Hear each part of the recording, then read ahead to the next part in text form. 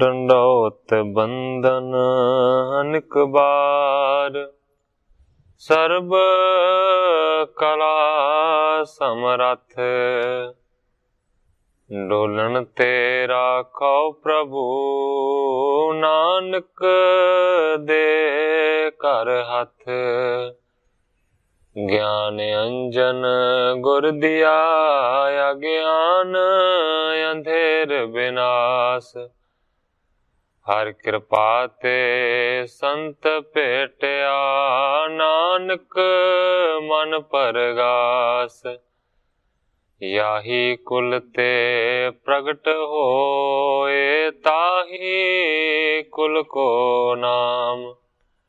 ਪੁਨ ਦਵਾਦਸ ਗੁਰਿੰਦ ਕਉ, ਮੇਰੀ ਹੈ ਪ੍ਰਣਾਮ। ਪਰਮ ਸਤਿਕਾਰਯੋਗ ਸਤਿਗੁਰੂ ਜੀ ਦੇ ਪਾਵਨ ਪਵਿੱਤਰ ਦਰਬਾਰ ਵਿੱਚ ਬੈਠੀ ਹੋਈ ਸਾਧ ਸੰਗਤ ਜੀਓ, ਆਪਣੀਆਂ ਮਨ ਬਿਰਤੀਆਂ ਨੂੰ ਇਕਾਗਰ ਕਰਨ ਦੇ ਲਈ, ਰਸਨਾ ਨੂੰ ਪਵਿੱਤਰ ਕਰਨ ਲਈ ਇੱਕ ਵਾਰੀ ਸਾਰੇ ਹੀ ਰਲ ਕੇ ਆਖੀਏ, ਧੰਨ ਸ੍ਰੀ ਸਤਿਗੁਰੂ ਜਗਜੀਤ ਸਿੰਘ ਸੱਚੇ ਪਾਤਸ਼ਾਹ।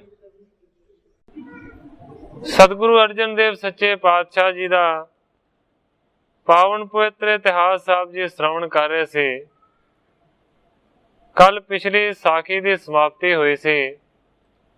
ਅੱਜ ਇੱਕ ਨਵੀਂ ਸਾਖੀ ਦਾ ਪ੍ਰਾਰੰਭ ਗ੍ਰੰਥਾਕਾਰ ਭਾਈ ਸੰਤੋਖ ਸਿੰਘ ਜੀ ਕਰਦੇ ਨੇ। ਮੈਂ ਅੱਜ ਦੀ ਕਥਾ ਨੂੰ ਇੱਥੋਂ ਸ਼ੁਰੂ ਕਰਦਾ। ਇੱਕ ਪੈੜਾ ਪੁਨ ਦੁਰਗਾ ਆਇਓ, ਸ੍ਰੀ ਅਰਜਨ ਕੋ ਸੀਸ ਨਿਵਾਇਓ। ਗ੍ਰੰਥਾਕਾਰ ਭਾਈ ਸੰਤੋਖ ਸਿੰਘ ਜੀ ਲਿਖਦੇ ਨੇ, ਪੈੜਾ ਤੇ ਦੁਰਗਾ ਦੋ ਜਣੇ ਸਤਿਗੁਰੂ ਅਰਜਨ ਦੇਵ ਸੱਚੇ ਪਾਤਸ਼ਾਹ ਜੀ ਦੇ ਕੋਲ ਆਏ ਨੇ। ਸਤਿਗੁਰਾਂ ਦੇ ਚਰਨਾਂ ਦੇ ਉੱਤੇ ਉਹਨਾਂ ਦੋਵਾਂ ਨੇ ਸਿਰ ਨਿਵਾਇਆ। ਬੈਠੇ ਸਨਮੁਖ ਅਰਜ਼ ਗੁਜ਼ਾਰੀ, ਕਰੋ ਪ੍ਰਭੂ ਕਲਿਆਣ ਹਮਾਰੀ। ਸਤਿਗੁਰੂ ਸੱਚੇ ਪਾਤਸ਼ਾਹ ਜੀ ਦੇ ਸਾਹਮਣੇ ਪੈੜਾ ਤੇ ਦੁਰਗਾ ਬੈਠੇ ਨੇ। ਹੱਥ ਜੋੜ ਕੇ ਦੋਵਾਂ ਨੇ ਅਰਜ਼ ਕੀਤੀ, ਹੇ ਸੱਚੇ ਪਾਤਸ਼ਾਹ, ਕਿਰਪਾ ਕਰਕੇ ਸਾਡੀ ਕਲਿਆਣ ਕਰੋ। ਸਿੱਖ ਹਜ਼ਾरों ਸੇਵ ਕਮਾਈ, ਹਮਨੇ ਸੁਣੀ ਪਰਮ ਗਤ ਪਾਈ। ਹੱਥ ਜੋੜ ਕੇ ਦੋਵੇਂ ਕਹਿੰਦੇ ਨੇ ਕਿ ਹੇ ਸਤਿਗੁਰੂ ਸੱਚੇ ਪਾਤਸ਼ਾਹ ਜੀ, ਅਸੀਂ ਸੁਣਿਆ ਹੈ ਕਿ ਹਜ਼ਾਰਾਂ ਹੀ ਸਿੱਖਾਂ ਨੇ ਤੁਹਾਡੀ ਸੇਵਾ ਦੀ ਕਮਾਈ ਕੀਤੀ ਹੈ। ਜਿੰਨੇ ਵੀ ਸੇਵਾ ਕੀਤੀ ਹੈ, ਮਾਨੋ ਕਿ ਉਸ ਨੂੰ ਪਰਮ ਪਦਵੀ ਦੀ ਪ੍ਰਾਪਤੀ ਹੋਈ। ਜਿਸ ਬਿਦ ਹਮਰੇ ਮਿਟੈ ਕਲੇਸ਼, ਸ੍ਰੀ ਮੁਖ ਤੇ ਕੀ ਜੈ ਉਪਦੇਸ਼। ਪੈੜਾ ਤੇ ਦੁਰਗਾ ਕਹਿੰਦੇ ਨੇ, ਸੱਚੇ ਪਾਤਸ਼ਾਹ, ਜਿਸ ਤਰੀਕੇ ਨੂੰ ਅਪਣਾਉਣ ਦੇ ਨਾਲ ਸਾਡਾ ਕਲੇਸ਼ ਖਤਮ ਹੋ ਜਾਵੇ, ਐਸਾ ਸਤਿਗੁਰੂ ਸੱਚੇ ਪਾਤਸ਼ਾਹ ਜੀ ਤੁਸੀਂ ਤਰੀਕਾ ਦੱਸੋ, ਐਸਾ ਆਪਣਾ ਪਵਿੱਤਰ ਉਪਦੇਸ਼ ਸਾਨੂੰ ਦਿਓ। ਇਸ ਤਰੀਕੇ ਦੇ ਨਾਲ ਭਾਈ ਪੈੜੇ ਨੇ ਤੇ ਦੁਰਗੇ ਨੇ ਅਰਜ਼ ਕੀਤੀ। ਇੱਕ ਦਿਨ ਪੈੜਾ ਦੁਰਗਾ ਸਿੱਖ ਦੋਵੇਂ ਹਾਜ਼ਰ, ਗੁਰਾਂ ਦੇ ਵਿੱਚ ਦਰਬਾਰ ਹੋਏ। ਹੱਥ ਜੋੜ ਕੇ ਬੇਨਤੀ ਕਰਨ ਲੱਗੇ, ਸਾਡਾ ਜਿਸ ਤਰ੍ਹਾਂ ਸਹਿਲ ਉਧਾਰ ਹੋਏ। ਉਹ ਕਰੋ ਸੁਖੈਨ ਉਪਦੇਸ਼ ਕੋਈ, ਉਹ ਕਰੋ ਸੁਖੈਨ ਉਪਦੇਸ਼ ਕੋਈ। ਜਨਮ ਮਰਨ ਤੋਂ ਜਿਵੇਂ ਛੁਟਕਾਰ ਹੋਏ, ਅਸੀਂ ਕਿਰਤੀ ਹਾਂ ਲੋਕ ਕਰਤਾਰ ਸਿੰਘਾ, ਜਪ ਤਪ ਨਾ ਸਾਥੋਂ ਵਿਚਾਰ ਹੋਏ। ਦੋਵਾਂ ਨੇ ਅਰਜ਼ ਕੀਤੀ ਹੈ, ਸੱਚੇ ਪਾਤਸ਼ਾਹ, ਕਿਰਤ ਕਰਨ ਵਾਲੇ ਹਾਂ, ਜਪ ਤੇ ਤਪ ਸਾਥੋਂ ਹੋ ਨਹੀਂ ਸਕਦਾ, ਕੋਈ ਸੌਖਾ ਸੱਚੇ ਪਾਤਸ਼ਾਹ ਉਪਦੇਸ਼ ਦਿਓ।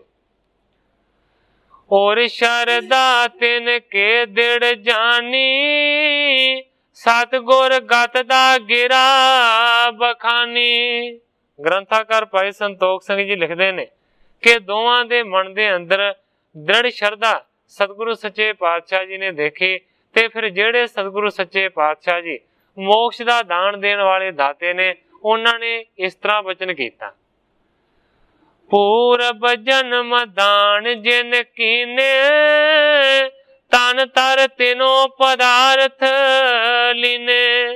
सतगुरु अर्जन देव सच्चे पातशाह जी पैड़े ते दुर्गे नूं कहंदे ने कि जिन्ना मनुखां ने पहले जन्म दे विच वड्डे दान कीते होए ने, ਉਹ ਮਨੁੱਖ ਇਸ ਜਨਮ ਦੇ ਵਿੱਚ ਸਰੀਰ ਨੂੰ ਧਾਰਨ ਕਰਕੇ ਪਦਾਰਥਾਂ ਦਾ ਲਾਹਾ ਲੈ ਰਹੇ ਨੇ।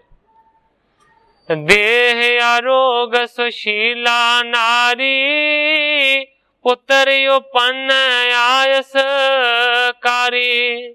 ਸਤਿਗੁਰੂ ਸੱਚੇ ਪਾਤਸ਼ਾਹ ਜੀ ਕਹਿੰਦੇ ਨੇ ਕਿ ਜਿਨ੍ਹਾਂ ਮਨੁੱਖਾਂ ਦੀ ਦੇਹ ਬਿਲਕੁਲ ਅਰੋਗ ਹੈ, ਕੋਈ ਰੋਗ ਨਹੀਂ ਹੈ, ਜਿਨ੍ਹਾਂ ਦੀਆਂ ਘਰ ਵਾਲੀਆਂ ਬੜੀਆਂ ਸੁਸ਼ੀਲ ਤੇ ਪਤੀਵਰਤਾ ਨੇ, ਜਿਨ੍ਹਾਂ ਦੇ ਘਰ ਦੇ ਵਿੱਚ ਜਿਹੜੇ ਪੁੱਤਰ ਨੇ ਉਹ ਆਗਿਆਕਾਰੀ ਪੈਦਾ ਹੁੰਦੇ ਨੇ, ਸਤਿਗੁਰੂ ਸੱਚੇ ਪਾਤਸ਼ਾਹ ਜੀ ਕਹਿੰਦੇ ਨੇ ਉਹਨਾਂ ਦੇ ਇਸ ਜਨਮ ਦਾ ਫਲ ਨਹੀਂ ਹੈ, ਉਹਨਾਂ ਦੇ ਪਹਿਲੇ ਕੀਤੇ ਹੋਏ ਜਨਮ ਦਾ ਫਲ ਹੈ, ਤਾਂ ਉਹਨਾਂ ਨੂੰ ਇਸ ਤਰ੍ਹਾਂ ਦੇ ਸੁੱਖ ਮਿਲਦੇ ਨੇ। ਪਸ ਮਹਿਖੀ ਤੇਨ ਸਮਦਾਏ, ਦਰ ਬਿਆਨ ਸਭ ਸੁਖ ਜੁਤ ਪਾਏ। ਜਿਨ੍ਹਾਂ ਨੇ ਪਹਿਲੇ ਜਨਮ ਦੇ ਵਿੱਚ ਚੰਗੇ ਨੇਕ ਕਰਮ ਕੀਤੇ ਹੋਏ ਨੇ, ਉਹਨਾਂ ਦੇ ਘਰ ਦੇ ਵਿੱਚ ਮੱਝਾਂ ਨੇ, ਗਊਆਂ ਨੇ, ਕਹਿਣ ਤੋਂ ਭਾਵ ਹੈ ਦੁੱਧ ਦੀ ਕੋਈ ਕਮੀ ਨਹੀਂ ਹੈ। ਇਸ ਤੋਂ ਇਲਾਵਾ ਦਰਬ ਅੰਨ ਸਭ ਸੁਖ ਜੁਤ ਪਾਏ, ਉਹਨਾਂ ਦੇ ਘਰ ਪੈਸੇ ਵੀ ਨੇ, ਅੰਨ ਵੀ ਹੈ, ਸਾਰਾ ਪਦਾਰਥ ਹੈ, ਇਸੇ ਤਰੀਕੇ ਦੇ ਨਾਲ ਉਹ ਸੁਖਾਂ ਨੂੰ ਪਾ ਰਹੇ ਨੇ। ਫਲ ਪੂਰਬਲੇ ਪੁੰਨਣ ਕੇਰਾ, ਜਨਮ ਧਾਰ ਭੋਗੈ ਇਸ ਬੇਰਾ।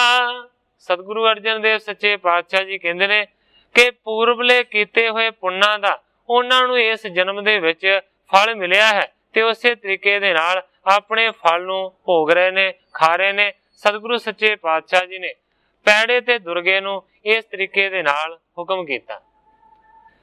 ਧਰਤੀ ਧਰਮ ਅੰਦਰ ਕਰਮ ਬੀਜ ਬੀਜੇ, ਜੀਵ ਜਨਮ ਜਨਮਾਂਤਰਾਂ ਖਾਮਦਾਏ।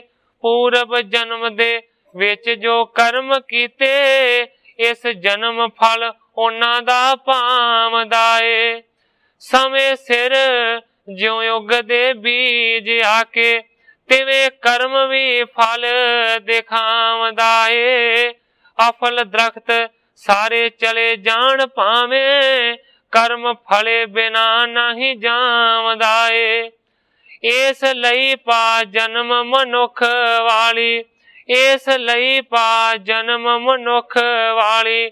ਦਾਨ ਪੁੰਨ ਜੋ ਪੁਰਸ਼ ਕਮਾਵਦਾ ਏ, ਇੱਥੇ 10 ਤੇ 70 ਮਿਲੂ ਅੱਗੇ। ਵੇਦ ਭੇਦ ਅਛੇਦ ਸੁਣਾਵਦਾ ਏ। ਪਿਛਲੇ ਜਨਮ ਜੋ ਬੀਜਿਆ ਬੀਜ ਹੱਥੀ, ਪਿਛਲੇ ਜਨਮ ਜੋ ਬੀਜਿਆ ਬੀਜ ਹੱਥੀ। ਇਸ ਜਨਮ ਉਹ ਹੱਥ ਆਵਦਾ ਏ। ਪੂਰਬ ਪੁੰਨਾਂ ਦਾ ਫਲ ਕਰਤਾਰ ਸਿੰਘਾ, ਧਨ ਧਰਮ ਤੇ ਸੁਖ ਪੁਗਾਵਦਾ ਏ। ਸਤਿਗੁਰੂ ਸੱਚੇ ਪਾਤਸ਼ਾਹ ਜੀ ਕਹਿੰਦੇ ਨੇ ਕਿ ਪਹਿਲੇ ਕੀਤੇ ਹੋਏ ਪੁੰਨਾਂ ਦਾ ਜਿਹੜਾ ਫਲ ਹੈ ਨਾ, ਉਹਦੇ ਨਾਲ ਹੀ ਧਨ ਮਿਲਦਾ ਹੈ, ਉਸ ਦੇ ਨਾਲ ਹੀ ਧਰਮ ਮਿਲਦਾ ਹੈ, ਤੇ ਫਿਰ ਧਰਮ ਨੂੰ ਧਾਰਨ ਕਰਕੇ ਮਨੁੱਖ ਸੁਖਾਂ ਨੂੰ ਭੋਗਦਾ ਹੈ। ਕਹਿਣ ਤੋਂ ਭਾਵ ਸਤਿਗੁਰਾਂ ਦਾ ਇਹ ਹੈ ਕਿ ਜੋ ਵੀ ਇਸ ਜੀਵਨ ਦੇ ਵਿੱਚ ਮਿਲ ਰਿਹਾ ਹੈ, ਇਸ ਜੀਵਨ ਦੇ ਬਦਲੇ ਨਹੀਂ ਮਿਲ ਰਿਹਾ, ਇਹ ਪਹਿਲੇ ਕੀਤੇ ਹੋਏ ਕਰਮਾਂ ਦੇ ਬਦਲੇ ਮਿਲ ਰਿਹਾ, ਜੋ ਪਹਿਲੇ ਜਨਮ ਦੇ ਵਿੱਚ ਕੀਤੇ ਹੋਏ। ਜੋ ਨਰ ਗੁਰਮੁਖ ਪਾਏ ਪਦਾਰਥ, ਜਨਮ ਸਹਿਤ ਨਿਜ ਕਰੈ ਸਕਾਰਥ। ਸਤਿਗੁਰੂ ਸੱਚੇ ਪਾਤਸ਼ਾਹ ਜੀ ਕਹਿੰਦੇ ਨੇ ਜਿਹੜੇ ਗੁਰਮੁਖ ਨੇ ਉਹ ਮਾਨੋ ਕਿ ਪਦਾਰਥਾਂ ਨੂੰ ਪਾ ਰਹੇ ਨੇ, ਜਨਮ ਸਹਿਤ ਨਿਜ ਕਰੈ ਸਕਾਰਥ। ਐਸੇ ਜਿਹੜੇ ਮਨੁੱਖ ਨੇ ਉਹ ਪਦਾਰਥਾਂ ਨੂੰ ਪਾ ਕੇ ਫਿਰ ਪ੍ਰਭੂ ਦੇ ਨਾਮ ਦਾ ਜਾਪ ਕਰਕੇ ਆਪਣੇ ਇਸ ਮਨੁੱਖਾ ਜਨਮ ਨੂੰ ਸਕਾਰਥੇ ਲਾਉਂਦੇ ਨੇ, ਲੇਖੇ ਲਾਉਂਦੇ ਨੇ। ਜਹ ਸਤ ਸੰਗਤ ਕੋ ਹੋਏ ਮੇਲ, ਕਥਾ ਕੀਰਤਨ ਕੋ ਰਸ ਚੇਲ। ਸਤਿਗੁਰੂ ਅਰਜਨ ਦੇਵ ਸੱਚੇ ਪਾਤਸ਼ਾਹ ਜੀ ਕਹਿੰਦੇ ਨੇ ਪੈੜੇ ਤੇ ਦੁਰਗੇ ਨੂੰ, ਕਹਿੰਦੇ ਨੇ ਕਿ ਜਿੱਥੇ ਸਤ ਸੰਗਤ ਹੁੰਦਾ ਹੋਵੇ, ਸਤ ਸੰਗਤ ਦਾ ਜੋੜ ਮੇਲਾ ਹੋਵੇ, ਜਿੱਥੇ ਕਥਾ ਹੁੰਦੀ ਹੋਵੇ, ਜਿੱਥੇ ਕੀਰਤਨ ਦੇ ਰਸ ਦਾ ਪ੍ਰਵਾਹ ਚੱਲਦਾ ਹੋਵੇ, ਹੇ ਭਾਈ ਉੱਥੇ ਜ਼ਰੂਰ ਜਾਇਆ ਕਰੋ। ਤਿੰਨ ਕੋ ਭੋਜਨ ਚਾਰ ਪ੍ਰਕਾਰਾ, ਸਵਾਦ ਸਨਿਗਧ ਮਦਰ ਰਸ ਵਾਰਾ। ਇਸ ਤੋਂ ਇਲਾਵਾ ਸਤਿਗੁਰਾਂ ਨੇ ਇਹ ਵੀ ਉਪਦੇਸ਼ ਦਿੱਤਾ ਕਿ ਸਾਧ ਸੰਗਤ ਨੂੰ ਚਾਰ ਪ੍ਰਕਾਰ ਦਾ ਜਿਹੜਾ ਭੋਜਨ ਹੈ ਨਾ ਉਹ ਛਕਾਉਣਾ ਚਾਹੀਦਾ। ਵਿਦਵਾਨਾਂ ਦੇ ਅਨੁਸਾਰ ਚਾਰ ਪਦਾਰਥ ਇਸ ਤਰ੍ਹਾਂ ਮੰਨੇ ਗਏ ਨੇ, ਭਖ, ਭੋਜ, ਚੋਸਾ ਔਰ ਲੇਹਜ। ਇਹ ਚਾਰ ਜਿਹੜੇ ਭੋਜਨ ਨੇ ਨਾ ਇਹ ਮੰਨੇ ਗਏ ਨੇ। ਚੱਬੇ ਜਾਣ ਵਾਲੇ ਜਿਹੜੇ ਪਦਾਰਥ ਨੇ, ਜਿਸ ਤਰ੍ਹਾਂ ਮੰਨ ਲਓ ਕਿ ਦਾਣੇ ਜਾਂ ਤਲੀ ਹੋਈ ਦਾਲ, ਉਸ ਨੂੰ ਆਖਿਆ ਜਾਂਦਾ ਹੈ ਭਖ। ਖਾਧੇ ਜਾਣ ਵਾਲੇ ਜਿਹੜੇ ਪਦਾਰਥ ਨੇ, ਜਿਸ ਤਰ੍ਹਾਂ ਆਪਾਂ ਮੰਨ ਲਈਏ ਕਿ ਰੋਟੀ ਪ੍ਰਸ਼ਾਦਾ, ਇਸ ਨੂੰ ਆਖਿਆ ਜਾਂਦਾ ਹੈ ਭੋਜ। ਚੂਪੇ ਜਾਣ ਵਾਲੇ ਜਿਸ ਤਰ੍ਹਾਂ ਪਦਾਰਥ ਨੇ, ਅੰਬ ਹੋ ਗਿਆ ਜਾਂ ਗੰਨਾ ਹੋ ਗਿਆ, ਇਹਨਾਂ ਨੂੰ ਚੂਸਿਆ ਜਾਂਦਾ ਹੈ, ਇਸ ਭੋਜਨ ਨੂੰ ਕਹਿੰਦੇ ਨੇ ਚੋਸਾ। ਇਸ ਤੋਂ ਇਲਾਵਾ ਪੀਤੇ ਜਾਣ ਵਾਲੇ ਜਿਹੜੇ ਪਦਾਰਥ ਨੇ, ਦੁੱਧ ਹੋ ਗਿਆ, ਜੂਸ ਹੋ ਗਿਆ, ਜਿਹੜੇ ਤਰਲ ਪਦਾਰਥ ਨੇ ਜਿਨ੍ਹਾਂ ਨੂੰ ਪੀਤਾ ਜਾਂਦਾ ਹੈ, ਉਹਨਾਂ ਨੂੰ ਆਖਿਆ ਜਾਂਦਾ ਹੈ ਲੇਹਜ। ਸਤਿਗੁਰੂ ਅਰਜਨ ਦੇਵ ਸੱਚੇ ਪਾਤਸ਼ਾਹ ਜੀ ਕਹਿੰਦੇ ਨੇ ਕਿ ਸਾਧ ਸੰਗਤ ਨੂੰ ਚਾਰ ਪ੍ਰਕਾਰ ਦੇ ਆਹਾਰ ਭੋਜਨ ਛਕਾਉਣੇ ਚਾਹੀਦੇ ਨੇ, ਸਵਾਦ ਸਨਿਗਧ ਮਦਰ ਰਸ ਵਾਰਾ। ਇਸ ਤੋਂ ਇਲਾਵਾ ਸਤਿਗੁਰਾਂ ਨੇ ਆਖਿਆ ਕਿ ਪਦਾਰਥ ਸਵਾਦ ਹੋਣੇ ਚਾਹੀਦੇ ਨੇ, ਸਨਿਗਧ ਹੋਣੇ ਚਾਹੀਦੇ ਨੇ, ਘਿਓ ਦੇ ਨਾਲ ਮਿਲੇ ਹੋਣੇ ਚਾਹੀਦੇ ਨੇ, ਮਦਰ ਹੋਣੇ ਚਾਹੀਦੇ ਨੇ, ਮਿੱਠੇ ਹੋਣੇ ਚਾਹੀਦੇ ਨੇ। ਰਸਵਾਰਾ ਤੋਂ ਭਾਵ ਹੈ ਕਿ ਰਸ ਵਾਲੇ ਹੋਣੇ ਚਾਹੀਦੇ ਨੇ। ਪੰਕਤ ਮੈਂ ਕਰ ਸੋ ਬਰਤਾਏ, ਮੁਦਤ ਹੋਏ ਸਾਦਰ ਅਚਵਾਏ। ਸਤਿਗੁਰੂ ਅਰਜਨ ਦੇਵ ਸੱਚੇ ਪਾਤਸ਼ਾਹ ਜੀ ਕਹਿੰਦੇ ਨੇ ਕਿ ਜਿਹੜਾ ਮਨੁੱਖ ਇਹ ਆਖੇ ਕਿ ਮੈਨੂੰ ਸਹਿਜ ਦੇ ਨਾਲ ਹੀ ਮੋਕਸ਼ ਦੀ ਪ੍ਰਾਪਤੀ ਹੋਵੇ, ਤੇ ਉਸ ਨੂੰ ਇਸ ਤਰ੍ਹਾਂ ਦਾ ਭੋਜਨ ਤਿਆਰ ਕਰਕੇ ਪੰਕਤ ਲਵਾ ਕੇ ਸਾਧਾਂ ਸੰਤਾਂ ਦੀ ਖੁਸ਼ੀ ਦੇ ਨਾਲ ਛਕਾਉਣਾ ਚਾਹੀਦਾ। ਮ੍ਰਿਦਲ ਗਿਰਾ ਕਹਿ ਬਾਰੰਬਾਰਾ, ਤ੍ਰਿਪਤਾਵੋ ਦੇ ਭਲੇ ਆਹਾਰਾ। ਇਸ ਕਰਕੇ ਸਤਿਗੁਰੂ ਜੀ ਕਹਿੰਦੇ ਨੇ ਜੇਕਰ ਤੁਸੀਂ ਵੀ ਕਲਿਆਣ ਨੂੰ ਚਾਹੁੰਦੇ ਹੋ ਤੇ ਮਿੱਠਾ ਬਚਨ ਬੋਲ ਕੇ ਬਾਰੰਬਾਰ ਇਸ ਤਰ੍ਹਾਂ ਦਾ ਬ੍ਰਹਮ ਭੋਜ ਕਰੋ, ਇਸ ਤਰ੍ਹਾਂ ਸਾਧਾਂ ਸੰਤਾਂ ਨੂੰ ਪ੍ਰਸੰਨ ਚਿਤ ਹੋ ਕੇ ਛਕਾਓ, ਰਜਾਓ। ਕਾਰਿਆਰ ਚਰਨ ਪਖਾਰ ਬਿਠਾਵੇ, ਕਾਮ ਸਵੇਦ ਤੇ ਵਾਯੂ ਚਲਾਵੇ। ਸਤਿਗੁਰੂ ਜੀ ਕਹਿੰਦੇ ਨੇ ਜਦੋਂ ਸਾਧੂ ਸੰਤਾਂ ਦੀ ਸੰਗਤ ਦੀ ਸੇਵਾ ਕਰਨੀ ਹੋਵੇ, ਉਹਨਾਂ ਨੂੰ ਪ੍ਰਸ਼ਾਦ ਪਾਣੀ ਛਕਾਉਣਾ ਹੋਵੇ, ਉਸ ਵੇਲੇ ਜੇਕਰ ਗਰਮੀ ਦੀ ਰੁੱਤ ਹੋਵੇ ਤੇ ਪੱਖਾ ਚੱਲ ਕੇ ਉਹਨਾਂ ਦੇ ਪਸੀਨੇ ਨੂੰ ਮੁੜਕੇ ਨੂੰ ਸੁਕਾਉਣਾ ਚਾਹੀਦਾ, ਔਰ ਉਹਨਾਂ ਦੇ ਚਰਨਾਂ ਨੂੰ ਤੇ ਹੱਥਾਂ ਨੂੰ ਧੁਆ ਕੇ ਸਤਿਕਾਰ ਦੇ ਨਾਲ ਬਿਠਾਉਣਾ ਚਾਹੀਦਾ। ਜਬ ਲੋ ਤਨ ਚਲ ਆਏ ਵਧੇਰੇ, ਨਿਤ ਤ੍ਰਿਪਤਾਵੈ ਸੰਤ ਕਨੇਰੇ। ਸਤਿਗੁਰੂ ਸੱਚੇ ਪਾਤਸ਼ਾਹ ਜੀ ਕਹਿੰਦੇ ਨੇ ਜੇਕਰ ਮਨੁੱਖ ਦੇ ਕੋਲ ਬਹੁਤਾ ਹੀ ਜ਼ਿਆਦਾ ਧਨ ਹੋਵੇ ਤੇ ਉਸ ਨੂੰ ਜ਼ਿਆਦਾ ਤੋਂ ਜ਼ਿਆਦਾ ਵੰਡਣਾ ਚਾਹੀਦਾ ਹੈ, ਖਰਚ ਕਰਨਾ ਚਾਹੀਦਾ ਹੈ। ਉਸ ਮਨੁੱਖ ਨੂੰ ਚਾਹੀਦਾ ਹੈ ਜਿਹਦੇ ਕੋਲ ਬਹੁਤਾ ਧਨ ਹੋਵੇ ਕਿ ਰੋਜ਼ ਹੀ ਸੰਤਾਂ ਸਾਧਾਂ ਦਾ ਲੰਗਰ ਕਰੇ। ਪਾਛਲ ਬਚਿਓ ਆਹਾਰ ਸੋ ਖਾਵੈ, ਮਹਾ ਪੁਨੀਤ ਪੁਨੀਤ ਬਣਾਵੈ। ਸਾਧ ਸੰਗਤ ਨੂੰ ਛਕਾ ਕੇ ਪਿੱਛੋਂ ਬਚੇ ਹੋਏ ਭੋਜਨ ਨੂੰ ਜਿਹੜਾ ਛਕਦਾ ਹੈ, ਗੁਰੂ ਜੀ ਕਹਿੰਦੇ ਨੇ ਵੱਡੇ ਤੋਂ ਵੱਡਾ, ਪਵਿੱਤਰ ਤੋਂ ਪਵਿੱਤਰ ਉਹ ਆਪਣੇ ਆਪ ਨੂੰ ਬਣਾ ਲੈਂਦਾ। ਗਣ ਪਾਤਕ ਕੋ ਘਾਤਕ ਹੋਏ, ਪੁੰਨ ਵਿਸਾਲ ਵਧਾਵੇ ਸੋਏ। ਜਿਹੜਾ ਇਸ ਤਰੀਕੇ ਦੇ ਨਾਲ ਸਾਧੂ ਸੰਤਾਂ ਦੀ ਸਤ ਸੰਗਤ ਦੀ ਸੇਵਾ ਕਰਦਾ ਹੈ, ਸਤਿਗੁਰੂ ਅਰਜਨ ਦੇਵ ਸੱਚੇ ਪਾਤਸ਼ਾਹ ਜੀ ਕਹਿੰਦੇ ਨੇ ਉਸ ਦੇ ਵੱਡੇ ਤੋਂ ਵੱਡੇ ਪਾਪ ਖਤਮ ਹੋ ਜਾਂਦੇ ਨੇ। ਪੁੰਨ ਵਿਸਾਲ ਵਧਾਵੇ ਸੋਏ, ਔਰ ਉਸ ਦੇ ਪੁੰਨਾਂ ਦੇ ਵਿੱਚ ਬਹੁਤ ਹੀ ਜ਼ਿਆਦਾ ਵਾਧਾ ਹੁੰਦਾ ਹੈ।